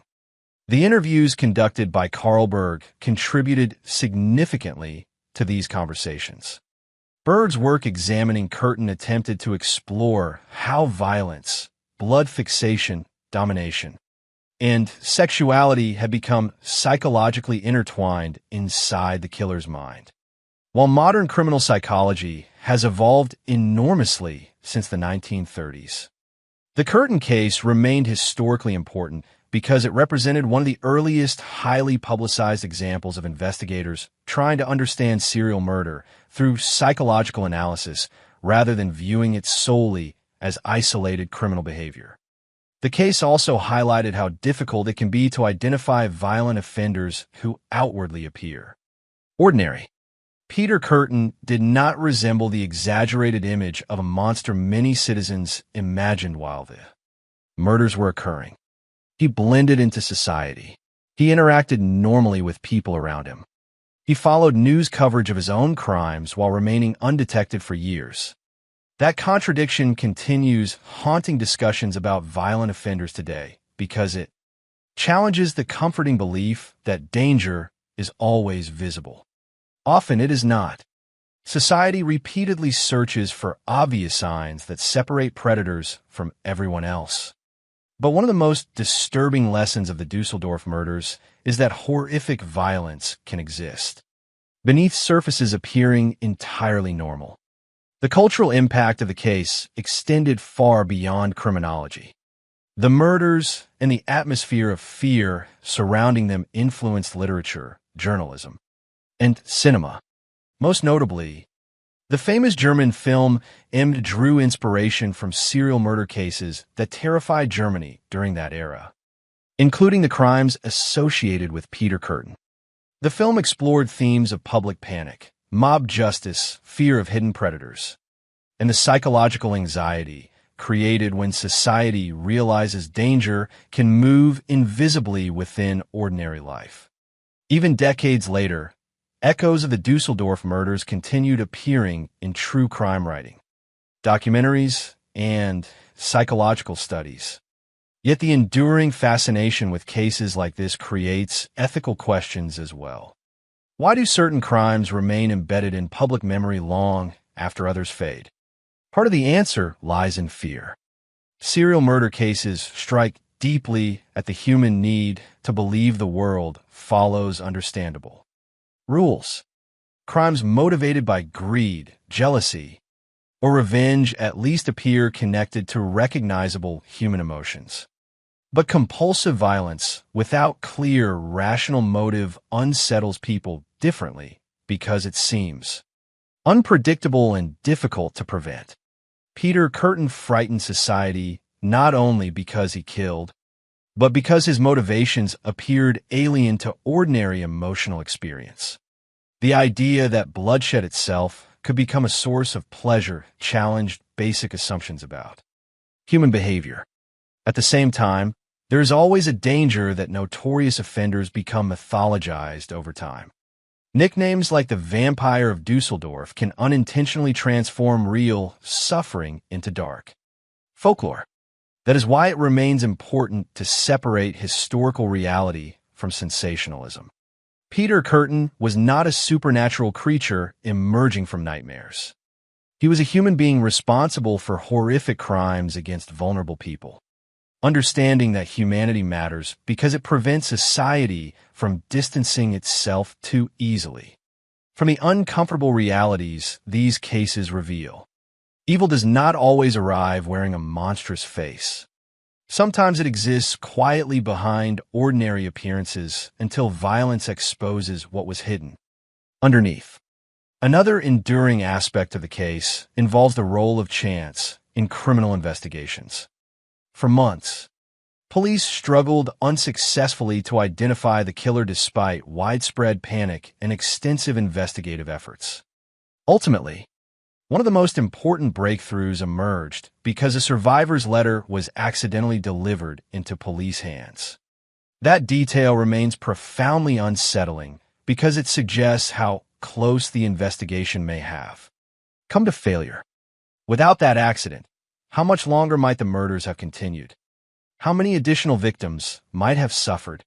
Cases like this often force societies to confront uncomfortable truths about uncertainty and vulnerability. Even determined investigations can depend partly on coincidence. Even dangerous offenders can remain hidden for years. And even after justice arrives legally, emotional closure remains elusive for many survivors and families. Perhaps the most haunting element of Peter Curtin's story is not the brutality alone, but the emptiness at its center. Throughout the murders, the confessions, and even the moments before execution, he appeared consumed by compulsions that never truly satisfied him. Violence escalated repeatedly. The fear spreading through Dusseldorf became part of the gratification. Blood itself became psychologically central to his fantasies. Yet nothing ever seemed enough to stop the cycle voluntarily. In that sense, the case reveals something profoundly tragic about unchecked sadism and compulsive violence. They destroy not only victims and communities, but also the humanity of the offender himself. By the time Curtin faced execution, he seemed almost entirely defined by obsession. His infamous final question about hearing his own blood after decapitation remains horrifying, precisely because it demonstrates how deeply violence had colonized his thoughts. Even death became filtered through blood fascination. And perhaps that is why the case still lingers in historical memory nearly a century later. Not because people admire the killer, but because the story forces confrontation with difficult questions about violence, trauma, psychology, and the fragile boundaries separating ordinary life from terror. Today, Dusseldorf is no longer the fearful city it became in 1929. The streets are busy again. Children walk through neighborhoods once haunted by panic. Most people moving through the city know little about the fear that once gripped it. Time has a way of covering even the darkest events beneath layers of ordinary life. But history does not disappear completely. Cases like this survive because they reveal something enduring about both human vulnerability and human resilience. The city recovered. Families endured unimaginable grief and somehow continued living.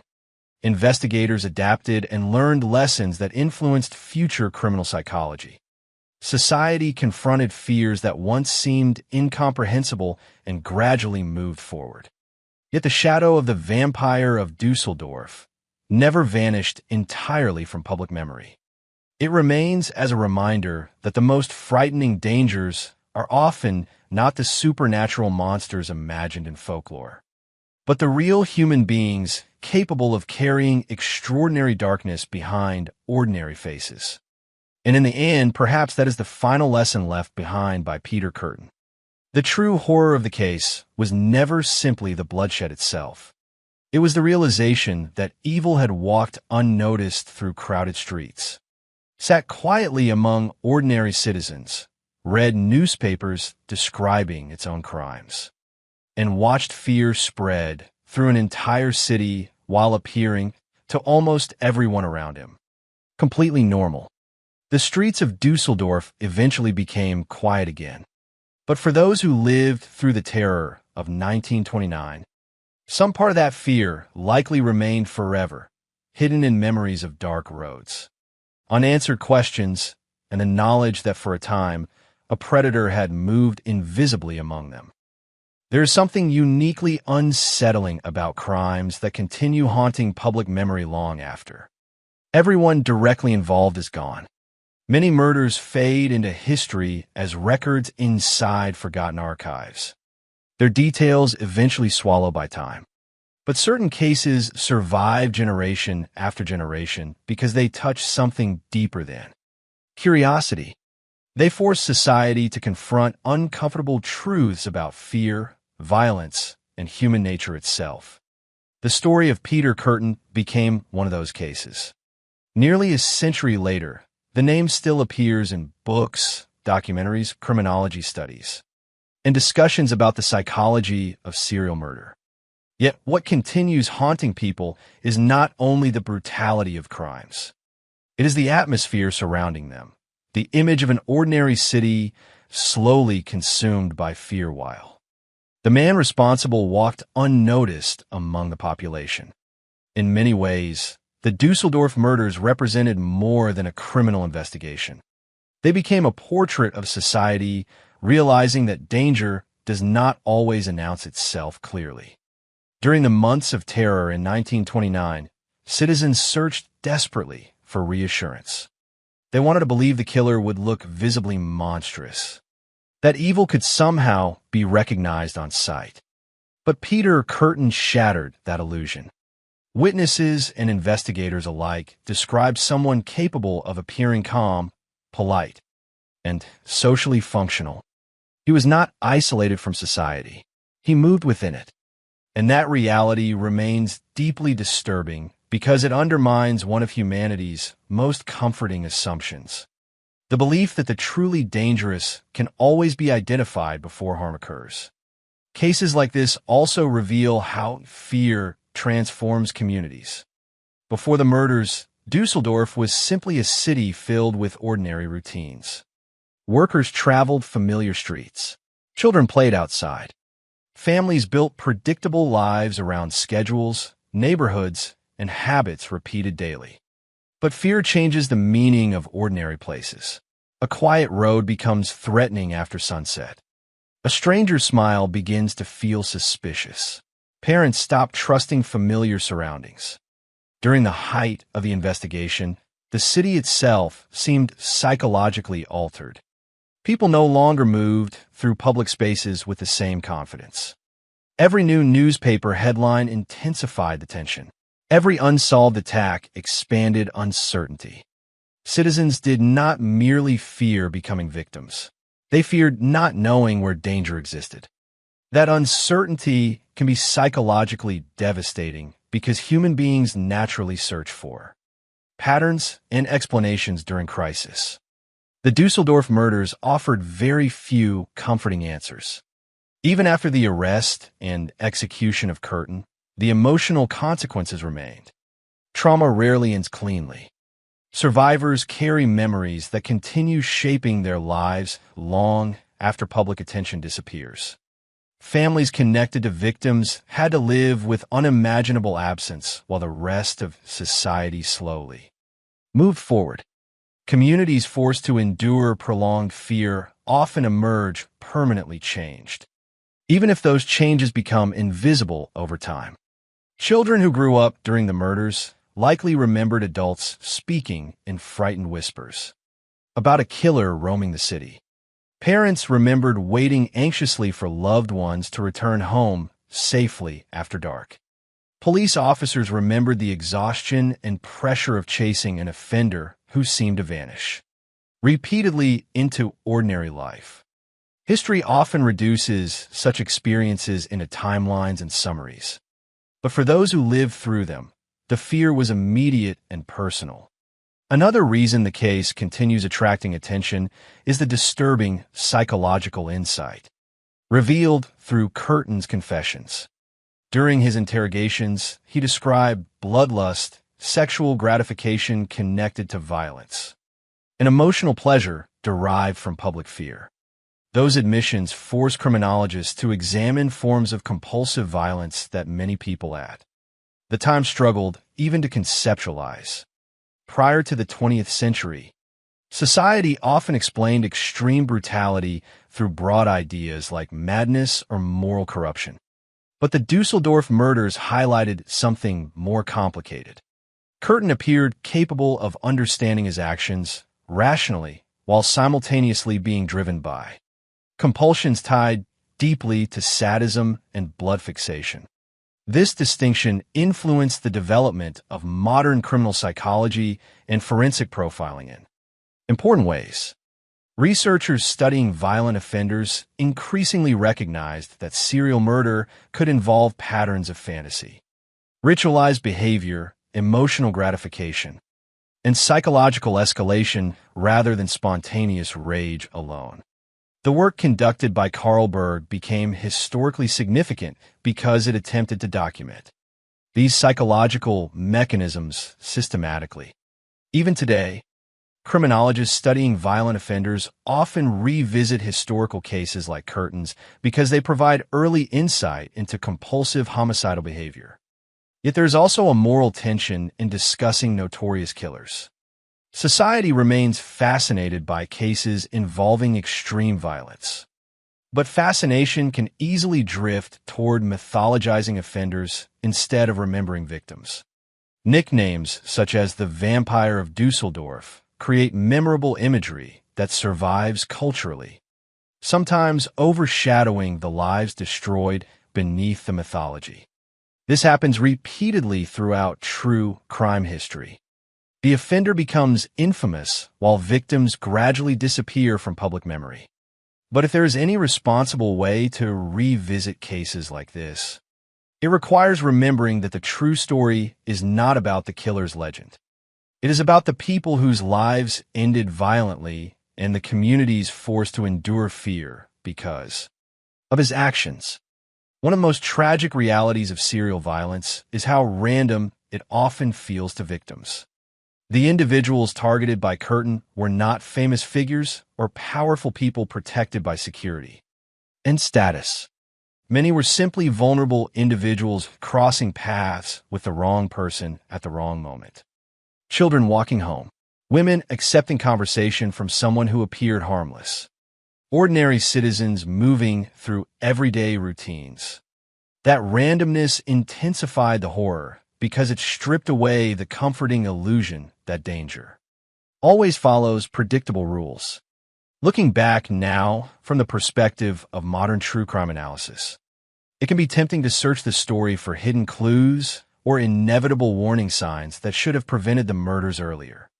Certainly, there were disturbing indicators in Curtin's history: childhood cruelty toward animals, fascination with blood, escalating violent behavior, and prior criminal acts.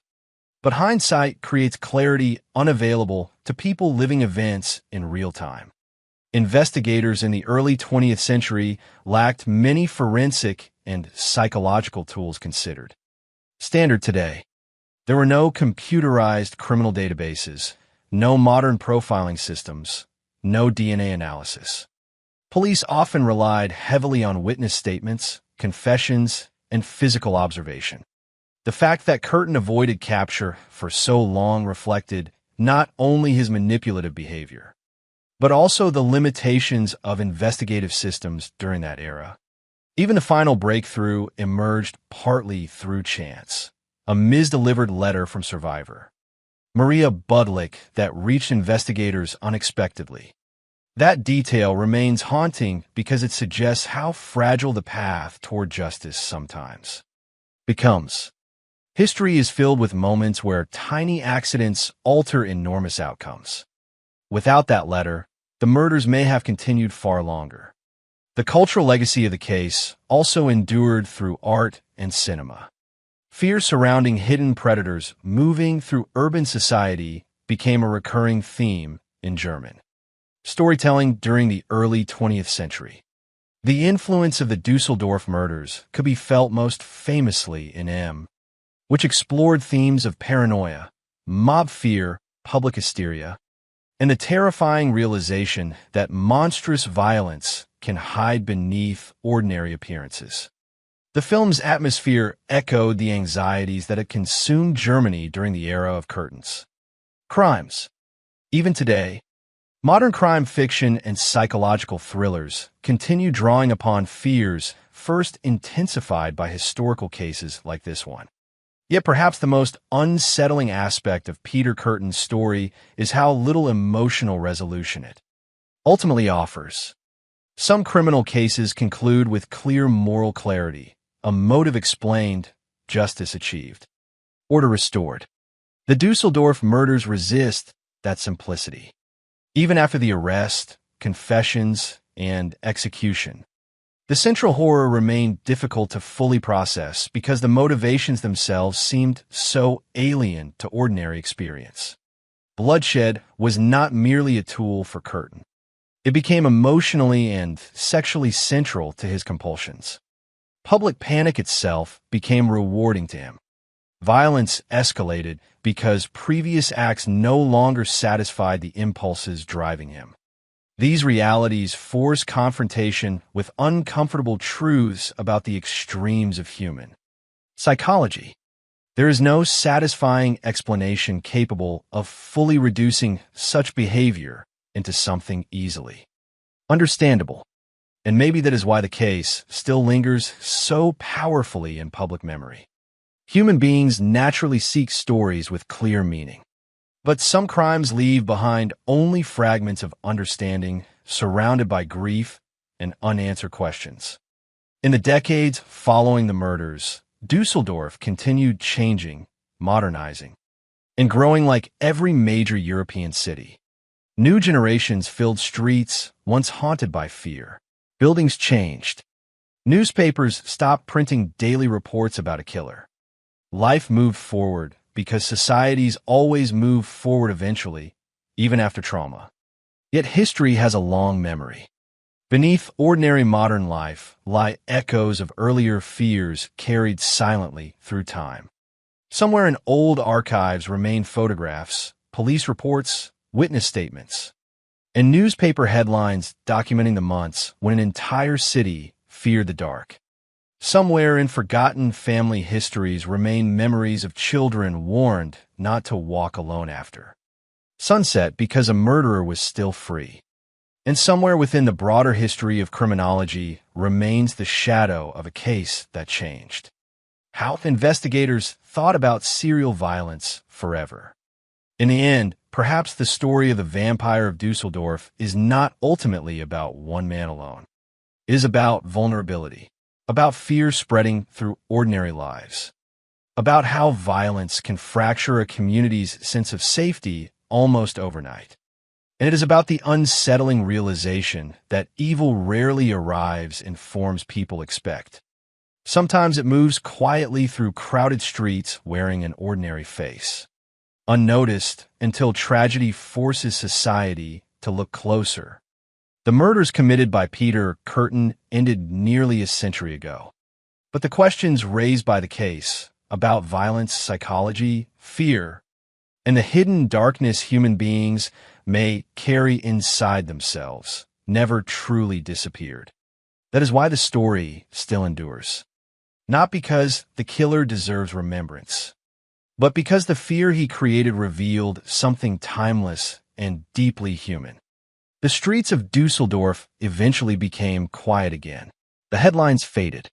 The crowds outside the courthouse disappeared. But for those who survived that era, there were likely moments long afterward, hearing footsteps behind them at night, waiting for a child to return home, reading reports of another violent crime somewhere far away, when memories of 1929 briefly returned. And in those moments, the shadow of the so-called vampire of Dusseldorf still lingered.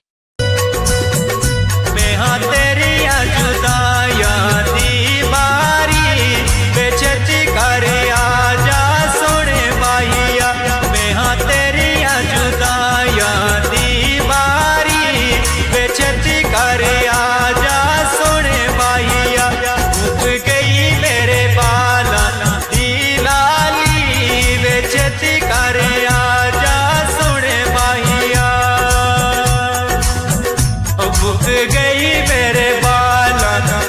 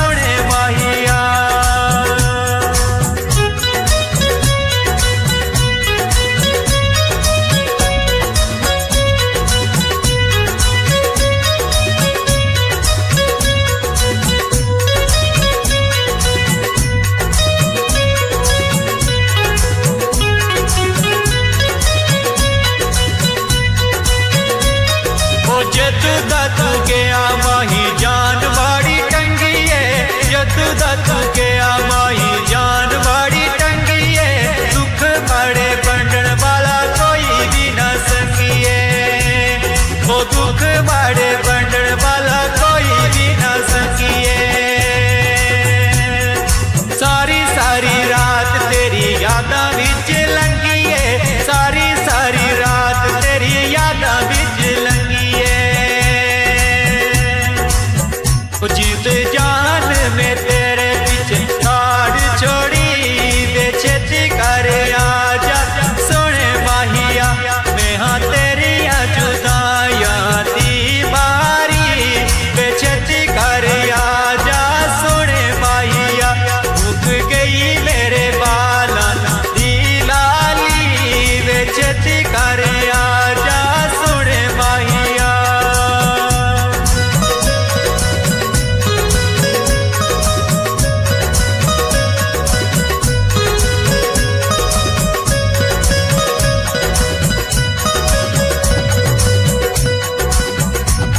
हो रात तेरे तक तक अखियां में